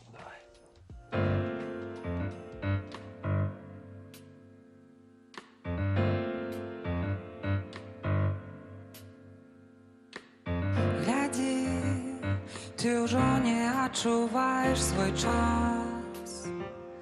Рэч гукам кіламетры да нас. Разбіваючи ущент свої сни, про їх ужо не бачиш, я гляжу за твоїх. Нерухомая у шпаркай ходе, трутиш думками у ночі мяне. По ярварыях дорога домов, свои слезы у кулак, яны не возьму тебе, яны ще мусять чекать. Не покидай слідов на заснежених дахах аэропортов, бьются скидки слов, так незнайомо. Гляди, ты уже не застаешься одна, тонким зроком завитая она, панёная в люстерках кривых твоих, усё радей ты усміхаєшся у їх. Карнавали, лихоманки весни, прага голоду на прагу війни. Бонус-треком телефонний дзвонок, ти плачеш і знов, яны не возьмуть тебе, яны уже разом з тобой. Не покидай слідов на заснежених дахах аэропортов, бьются скидки слов, так незнайомо.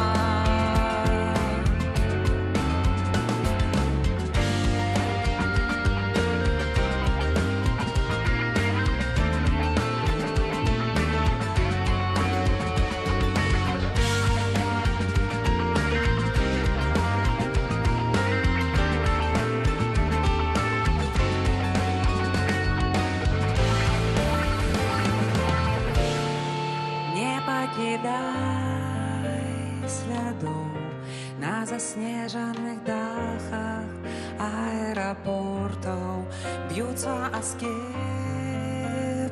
слов, так незнайомо. Не покидай слідов на заснежених дахах аэропортов, бьются о скидки слов, так незнайомо. Не покидай слідов на заснежених дахах аэропортов, бьются о скидки слов, так незнайомо. Не покидай.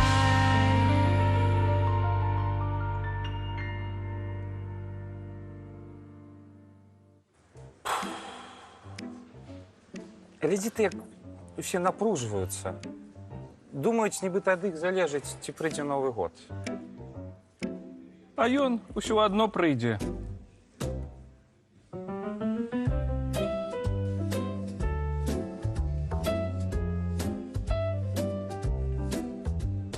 Заўважылі, які ён спакойны. Ну, конь. Все бегаюць, мітусяцца. А ён проста стаіць і есць. Вось так і трэба адзначаць Новы год.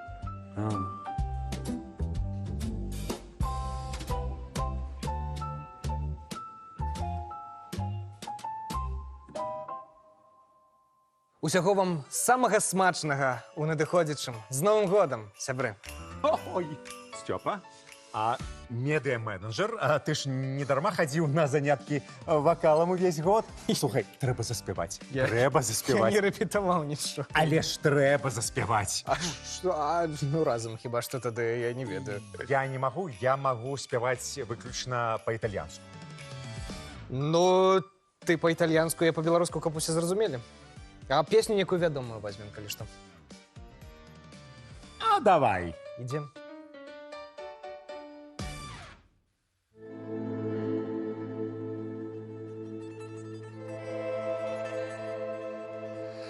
Una mattina mi son svegliato. Oh, bella ciao, bella ciao, bella ciao, ciao, ciao. Una mattina mi son svegliato ed ho trovato Лінова сор. Як я прочнувся однойчі рано. О, бела чау, бела чау, бела чау, чау, чау. Як я прочнувся однойчі рано, побачив ворога навкол. Гляди ты, і гени запіяв. Калі нехта такі таленавіты, то нехта павінен стаць ягоным фанатам. Адзіны шлях мой да партызанаў. О, бела чау, бела чау, бела чау, чау, чау. Адзіны шлях мой да партызанаў. Чакае нас смяротны бой. Адзіны шлях мой да партызанаў. Чакае нас смяротны бой. Ау! Я загінуў на партызанах. О, бела чау, бела чау, бела чау, чау, чау. Як я загінуў у партызанах, хай забярэ мяне зямля. Як я загінуў у партызанах, хай забярэ мяне зямля.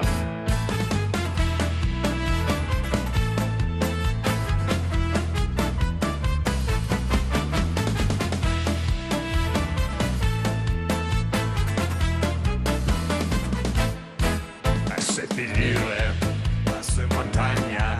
Oh, bella ciao, bella ciao, bella ciao, ciao, ciao. Seppellire la sua montagna sotto l'ombra di un bel fior. Seppellire la sua montagna sotto l'ombra di un bel fior. Дай мне ту мандаринку. Ось нижнюю. Какую? Нижнюю. Навыч? Не, маленькая занадто. Тую дай мне. Карацей, гэта падкаст, у якім... Карацей. Микита забирают тебе мандарин? Абсолютно. Самые великие мандарины. Просто хавай. Слухай, про твои проекты. У тебя же есть своя премия, Бульбен і Боўдзіла. Ці ён будзе разыгрывацца? Ну, безумоўна, але ён ужо ў наступным годзе. Ты ведаеш, як песню года Беларусі праводзяць звычайна ў сакавіку, а я, спойлеру, і праводжу Бульбянога Боўдзілу ў студзені. Калі б ты называў лепшага выканаўца за 2025 год, хто б гэта быў? Гэта па версіі Бульбянога Боўдзілы? Это па версіі Сажы Чарнухі, які вельмі любіць беларускую музыку, не Бульбен і Боўдзіла, пазітыўная.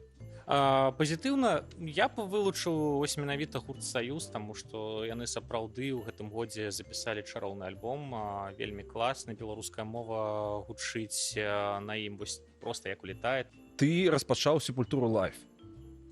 Як ты прыдумаў гэта?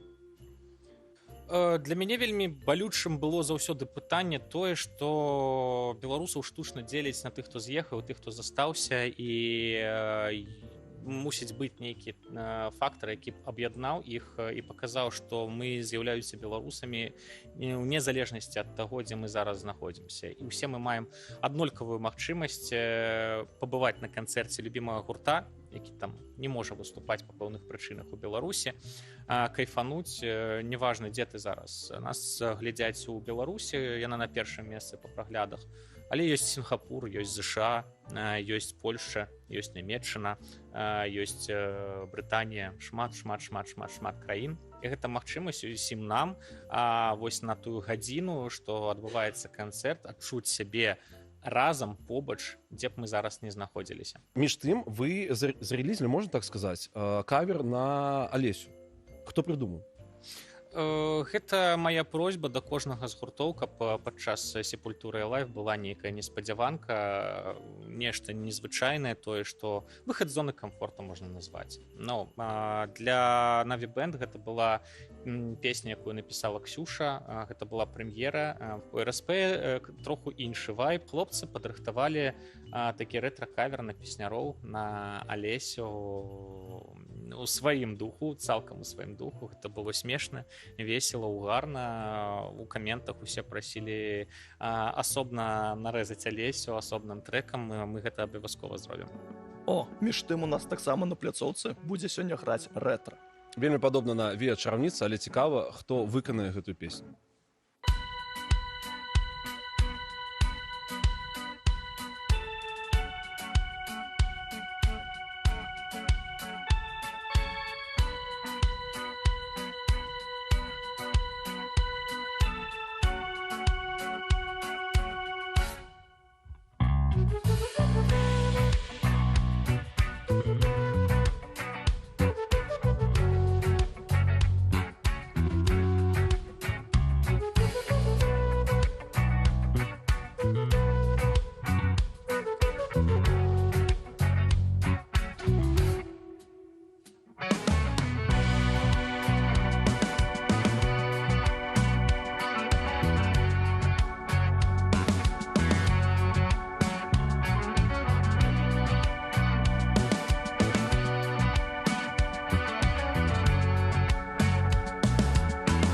Зараз грукнешь у дверь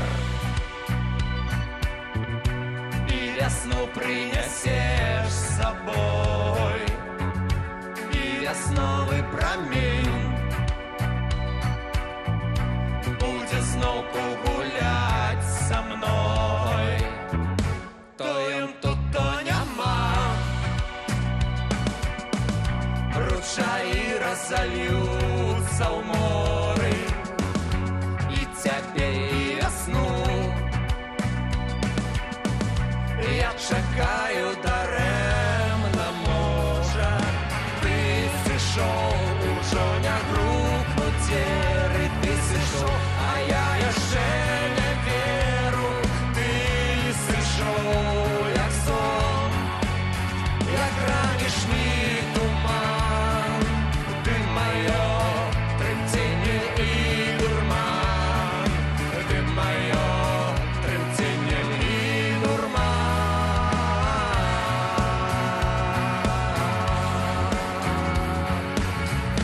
Ведаю, што забыў, кветкі больш не прыносіш мне, вусны ты адвярнуў, і твой позірк не для мяне. Памяць ты пахаваў пад завеямі той зімы, але прыйдзе вясна, ну а раптам за ёй і ты прыйдзеш, ты знаёма грукнуць дзверы, прыйдзеш ты, я зноўку гэта веру. Пойдзеш ты як сон, як ранішні туман. Ты маё трымценне і дурман. Ты маё трымценне і дурман.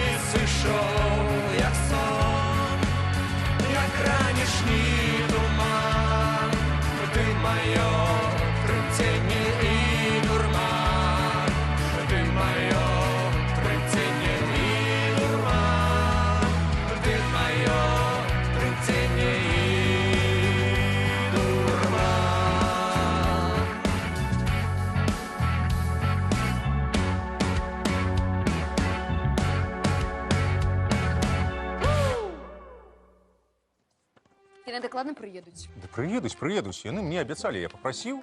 Яны сказалі, што прыедуць. Не хвалюйся, яны сапраўдныя артысты. Чакаем! Добрый вечер. О! А где у вас тут шампанское? Вось. Почекай. Шампанское. Ну, па-першае, выступ, а пасля ўжо. Вось так? Вось. На сцену, калі ласачка, на сцену, а потым будзе шампанское, а? Ну что, коллеги, профессионализм перед усім?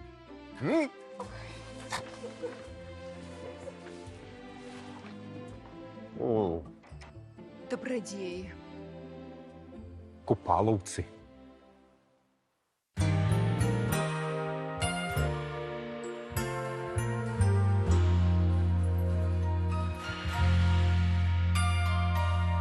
Быў цвёрды, як гара, самотны, як зара, і халодны, як снег.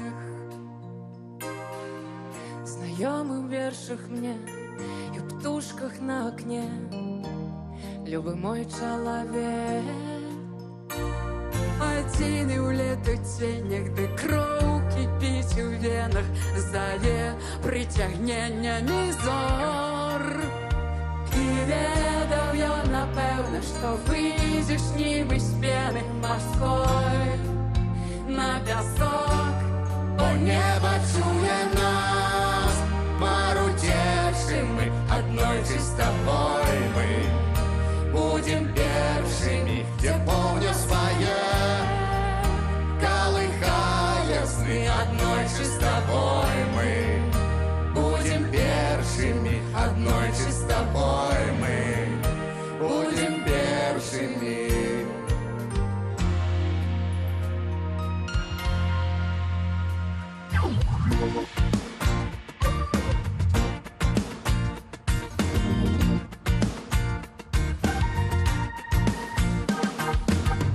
И крок яе дрыжаў па лезве ножа, босонож по шипах, знакомая до слез и водоспад волос, мотылек на ветрах. Одна у лету тень гуляла на коленях, до сну миловала свой рай. Споткались в отчаянии, вспыхнул отчаянно огнем. Небо край, бо небо чуе нас, марудзейшы мы, однойчы с тобой мы будем першими,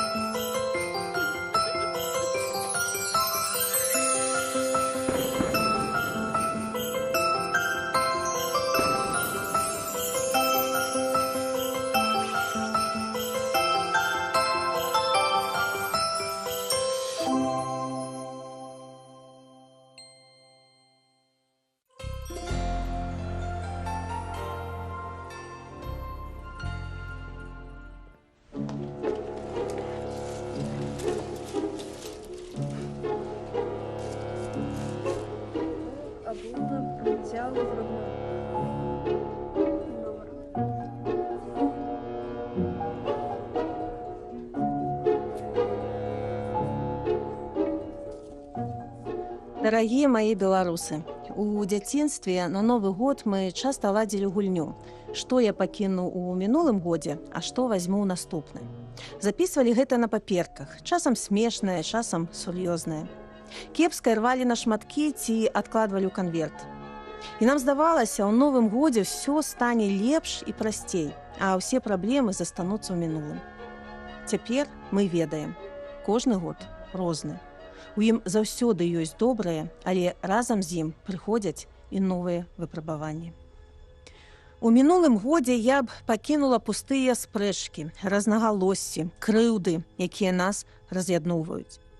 Брахню з тэлеэкранаў, амаральную ваенную прапаганду, ура, патрыятызм і бясконцы пошук ворагаў. Арышты, звальненні, абсурдныя забароны ўладаў і законатворчасць, якая не мае нічога супольнага з законам. Усю тую несправядлівасць, якую адчувае кожны беларус.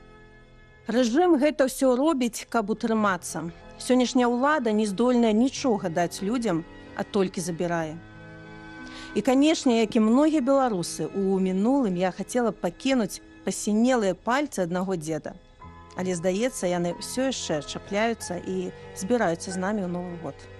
А ў 26 я вазьму тыя важныя справы, якія нам трэба працягваць. Тое, што робяць нашы праваабаронцы, падтрымліваючы тых, хто трапіў у бяду. Журналісты, якія даносяць праўду. Людзі культуры, якія зберагаюць нашу мову, памяць і нацыянальную ідэнтычнасць. Настаўнікі, што вучаць дзяцей думаць. Дактары, якія ратуюць жыцці. Прадпрымальнікі, якія знаходзяць рашэнні і даюць перспектыву. Рабочыя, якія ствараюць наш дабрабыт. Людзі зямлі, якія кормяць краіну. Вы ўсе патрэбныя Беларусі. У дзяцінстве на Новы год мы чакалі цудаў. Цяпер я іх не чакаю, бо ведаю, што цуды не падаюць з неба. Іх ствараюць людзі. Мы з вамі. Таксама і праблемы не знікаюць самі. Іх трэба вырашаць і ў асабістым жыцці, і на ўзроўні ўсёй краіны. А яшчэ мы загадвалі слова, якое мусіць стаць галоўным у Новым годзе. Маё слова году – надзея. Хтосьці па-ранейшаму суцяшае сябе, затое ў нас няма вайны, але дроны працягваюць лётаць у нашым небе. Будуюцца ваенныя заводы, снарады для краіны-агрэсара.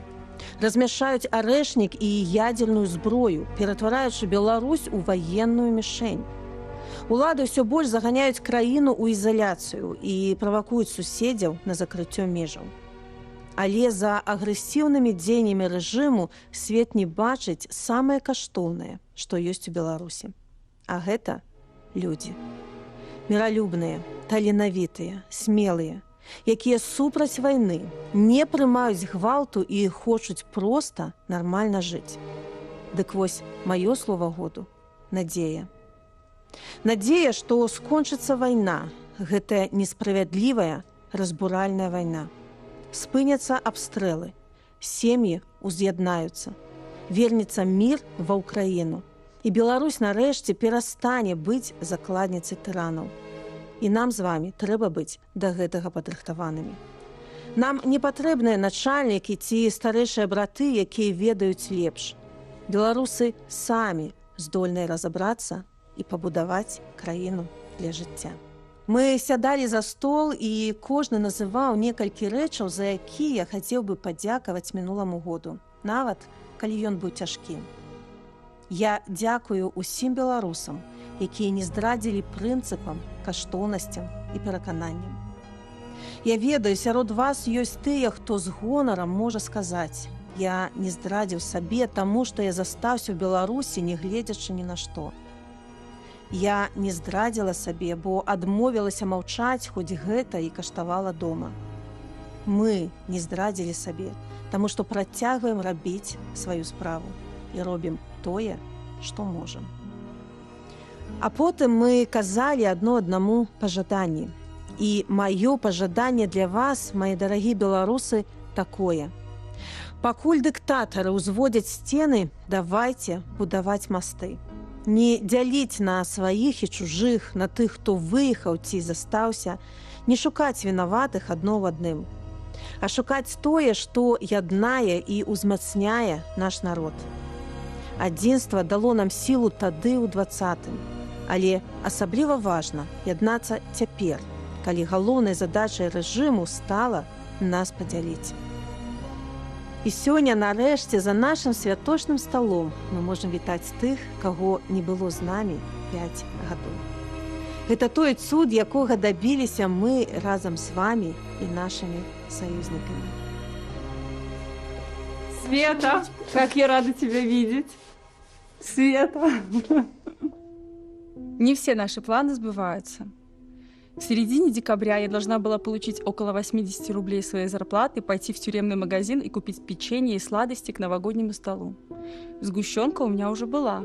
Я хотела сделать из нее традиционный праздничный торт. Мы с девчонками хотели накрыть стол, пить кофе и разговаривать. Я бы думала о своей семье и знала, что они вспоминают меня в этот момент. Как и каждый предыдущий Новый год в тюрьме. Сейчас, когда вы смотрите это видео, я обнимаю своих родных, а сгущенка осталась в колонии.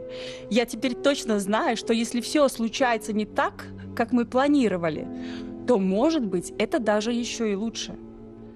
Все изменилось, и теперь мы готовы к тому, что в этом мире может произойти все, что угодно. Но важно помнить, что угодно может быть и чем-то хорошим.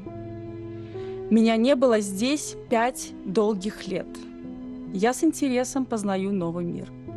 Я вышла, и я узнала, что случилось много плохого, много странного и страшного.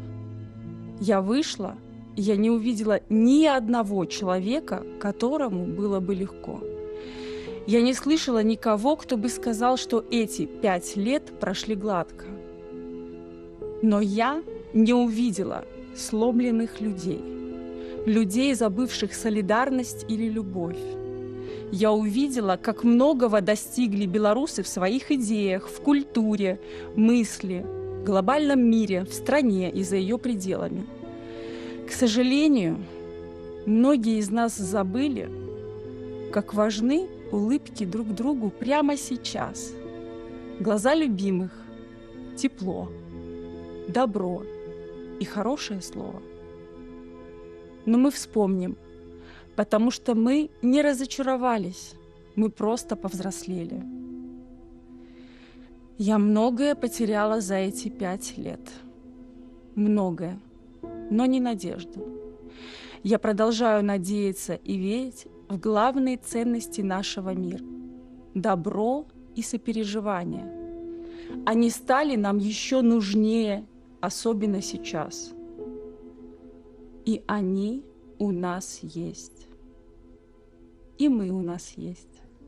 Вы дапамагалі палітзняволеным, іх сем'ям, слалі кветкі жонкам і матулям, якім патрэбная была падтрымка ў цяжкую хвіліну. Выдавалі грошы пры кожнай нагодзе. Дапамагалі гадаваць ні ў чым не вінаватых дзяцей, пазбаўленых бацькоўскай прысутнасці. Тое, што людзі захаваліся, не зламаліся, стала магчыма дзякуючы вам, вашай веры і вашай салідарнасці.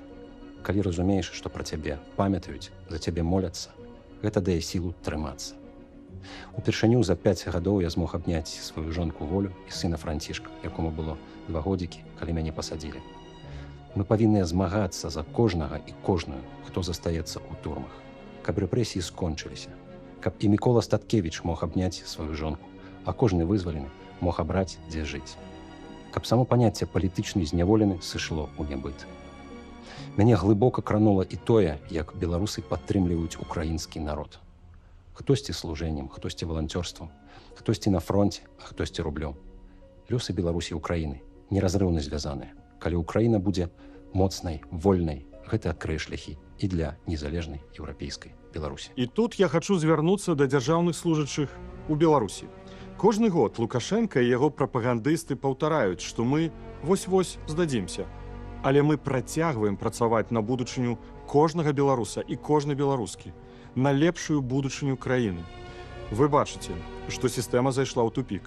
Вы штодня сутыкаецеся з рашэннямі, якія прымаюцца не ў інтарэсах людзей, а дзеля аднаго чалавека. Але мы з вами хочам аднаго – павагі, свабоды і бяспекі.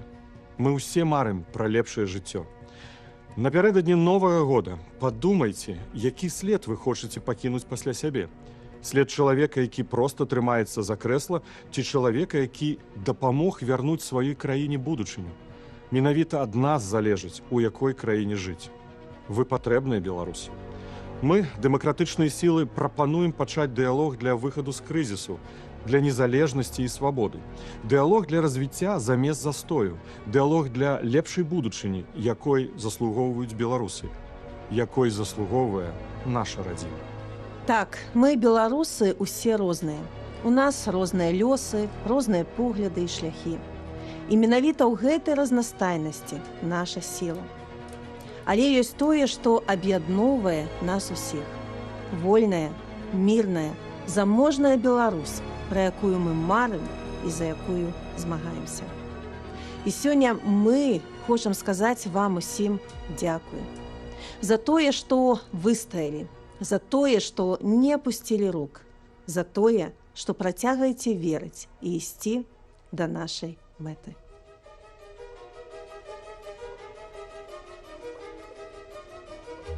Пад бой гадзінніка мы загадвалі жаданні і запальвалі бенгальскія агні. Да новага 2026 года засталіся лічаныя імгненні. Прысвяціце іх сабе. Спытайце сябе, чаго я хачу. Заплюшыце вочы, загадайце жаданне. Абдыміце блізкіх, хто побач, і згадайце тых, каго сёння з намі няма. Памятайце, цуды, якіх мы чакаем, не здараюцца выпадкова. Мы ствараем іх самі, разам. З Новым годам, дарагія беларусы! Жыві Беларусь! Жыве!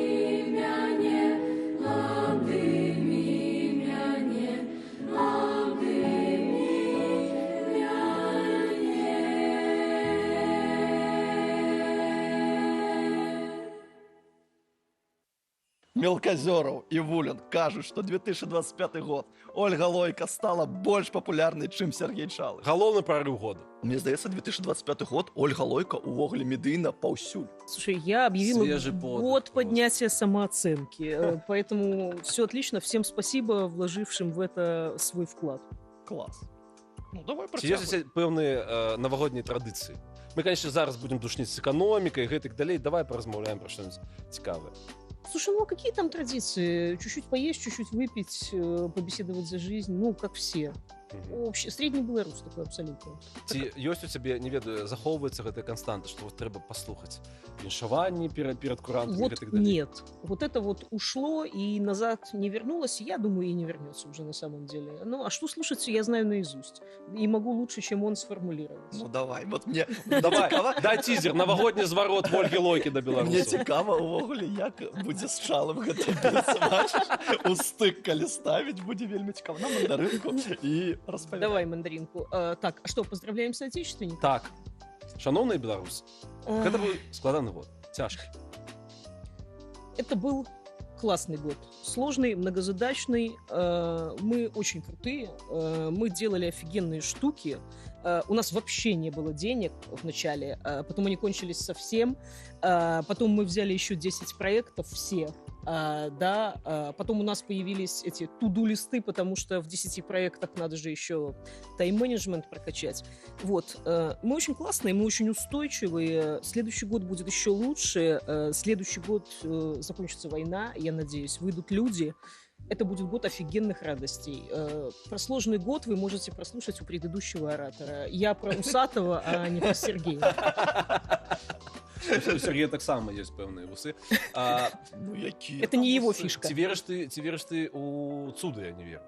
Я верю в чудеса, они иногда случаются, вот эти внезапные, незаслуженные радости, которые, ну, вот просто случаются, да, вот. Ёсць прыклады? А то, ну, я здесь. Вот, поэтому, знаешь, а когда с тобой хотя бы один раз в жизни случается большое чудо, тебе не хочется мельчить, тебе хочется, чтобы чудес так чудес, да, чтобы уже эгегей. У тебя мандаринка. Мандаринка.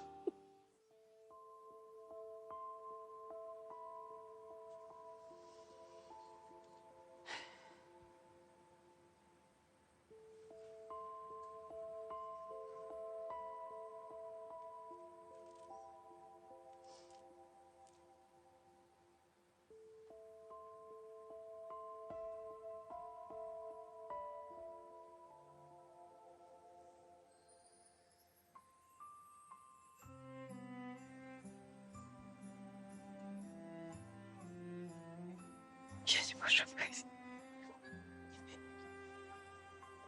Я знайшла. Я знайшла.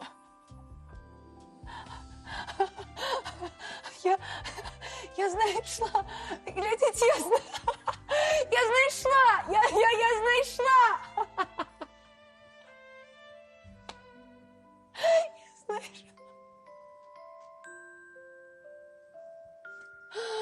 О, Боже.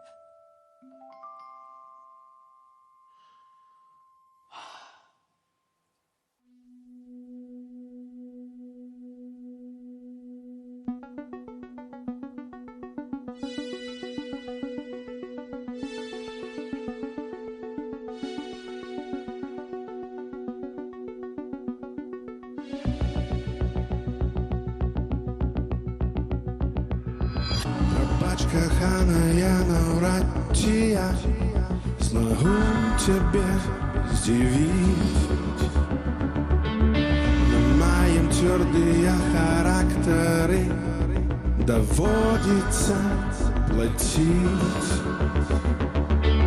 Все это с тобою тлумачится, взмывается водой.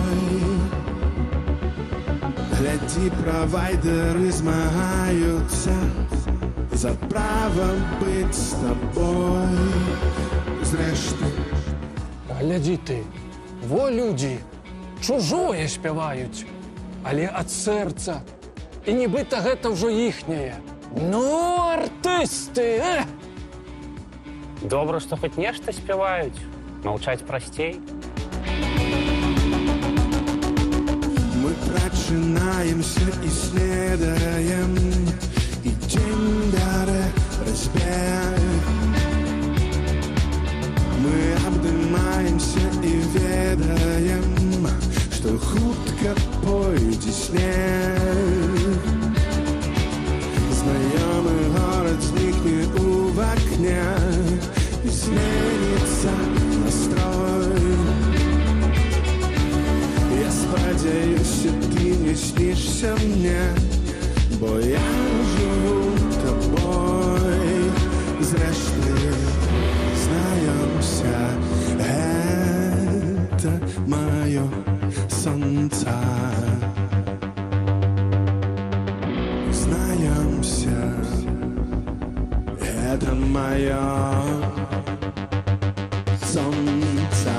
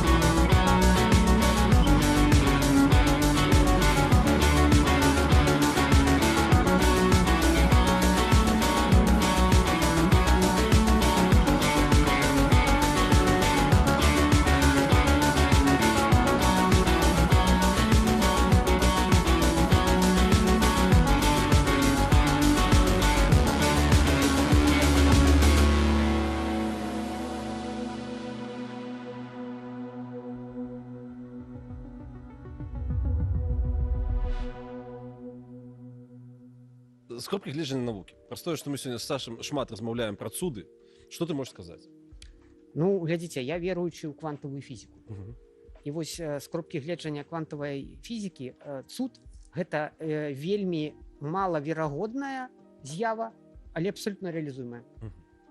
І вось з гэтай кропкі гледжання, ну, хлопцы, яны існуюць. Вось наш этот свет Эверетта, так бы сказаць, ён дазваляе реалізаваць все, што заўгодна. Ну, что такое жаданне? Калі спаўняюцца жаданні, да? Квантавая фізіка лічыць, што недзе ў гільбертавых прастранствах існуе валнавая функцыя, хвалевая функцыя, якая апісвае любое ваше жаданне. Львулін зараз зрабіў твар гуманітарыя. Ну просто так шмат новых словаў, я такі сижу, думаю, што адбываецца? Сярожа, дзякуй табе за тое, што ты ёсць. Не, а пачакай, у мяне пытанне. Ну, чакайце, дайце дакажу пра жаданне.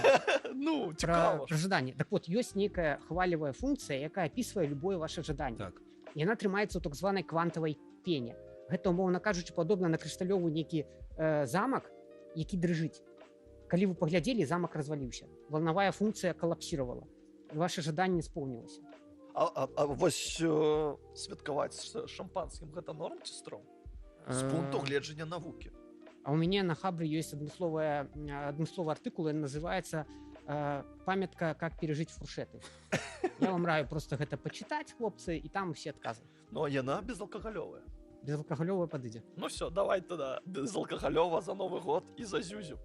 Каб не быть у Зюзю. Вось такие вось каламбуры подъехали. А так добра сканчвалі.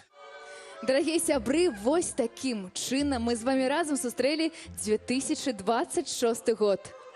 Чуеце? Гэта конь, сімвал гэтага года, і мне падаецца, ён гігейша. З нас? Мы ўдзячны кожнаму, хто быў сёння з намі. На сцэне з-за кулісамі перад тэлеэкранамі. Гэта сапраўднае свята. Верце ў цуды. Яны здараюцца, калі сэрца адкрытае. У нас все атрымалася. Дзякуй вам, велізарны. З Новым годам!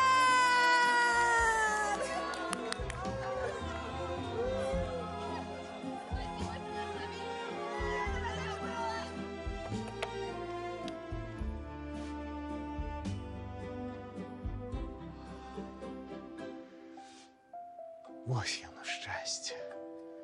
Вось яна кульмінацыя. Гэты Новы год я запомніў назаўжды.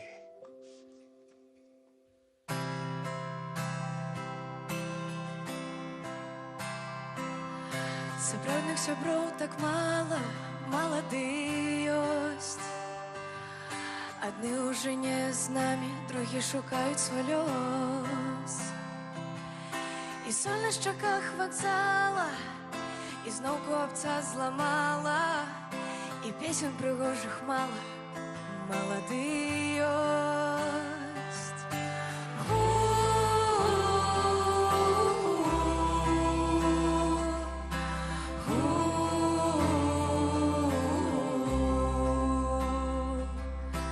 Сонечны дзень так мала, малады ёсць. Раніцай завітала, як рэдкі госць. І хмарамі неба заслала, і ў сэрца туга паўстала. І песень прыгожых мала, малады ёсць. Малады ёсць. Малады ёсць. Малады ёсць. Малады ёсць. Нас на зямлі каля чортова тузіна. Нехта не выспаны, вечна застужаны. Хто анічога не просіць у Бога, а проста крочыць сваёю дарогай. Такіх, як мы, не бяруць у касманаўты, але ж кожны раз адлятаем на заўтра. Кожны да зоркі сваёй. Нас мала, ды ёсць. Мы ёсць экземплярам чырвонай кнігі. Гулялі свой час за вышэйшай лігі. Смяемся, калі трэба плакаць. Нас мала, ды ёсць. Хто не сячэ, а нічога ў палітыцы, хто да гэтага лета чытаў па літарцы. Нас малады ёсць. Мы дыназаўры часоў мезазойскіх. Але пакуль мы не згаслі, як зоркі. Но все-таки яшчэ нешта можам. Мала ды ёсць. Хто кожны свой ранак раней спаткае, гатуе кашу і варыць каву, корміць дзяцей і мужа корміць, песню паслухаць часу не хопіць. Малады ёсць. Малады ёсць. Малады ёсць. Малады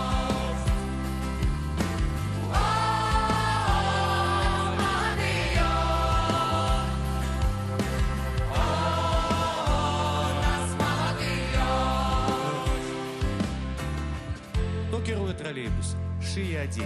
У дзіцячым мазочках хто спіць кожны дзень.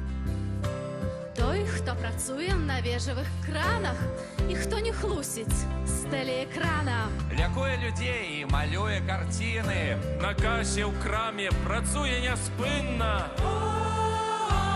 Нас малады ёсць.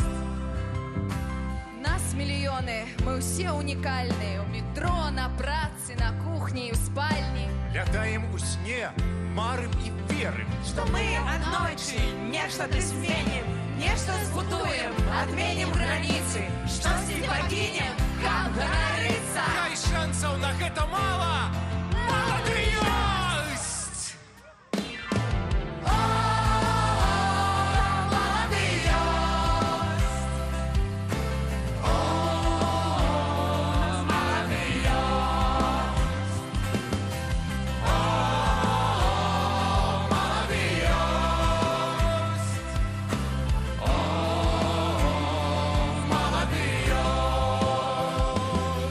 Толькі ход нам з тобой засталося, мала ды ёсць.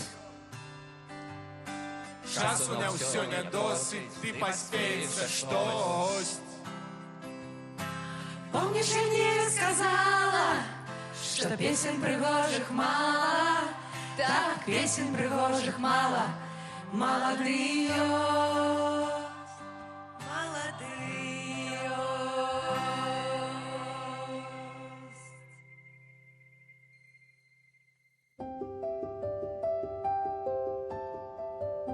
Вось такая выйшла гісторыя. Пра мітусню і слёзы, пра дапамогу і падтрымку, пра смеласць і надзею, пра кожнага з нас.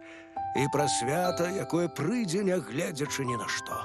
Нават калі здаецца, што спадзевы ўжо марныя, калі мы ўсе знебыліся, калі засталіся толькі цішыня, страх і адзін пражэктар. Але ўсё абавязкова ўдасца, калі мы разам. З Новым годам, беларускі і беларусы!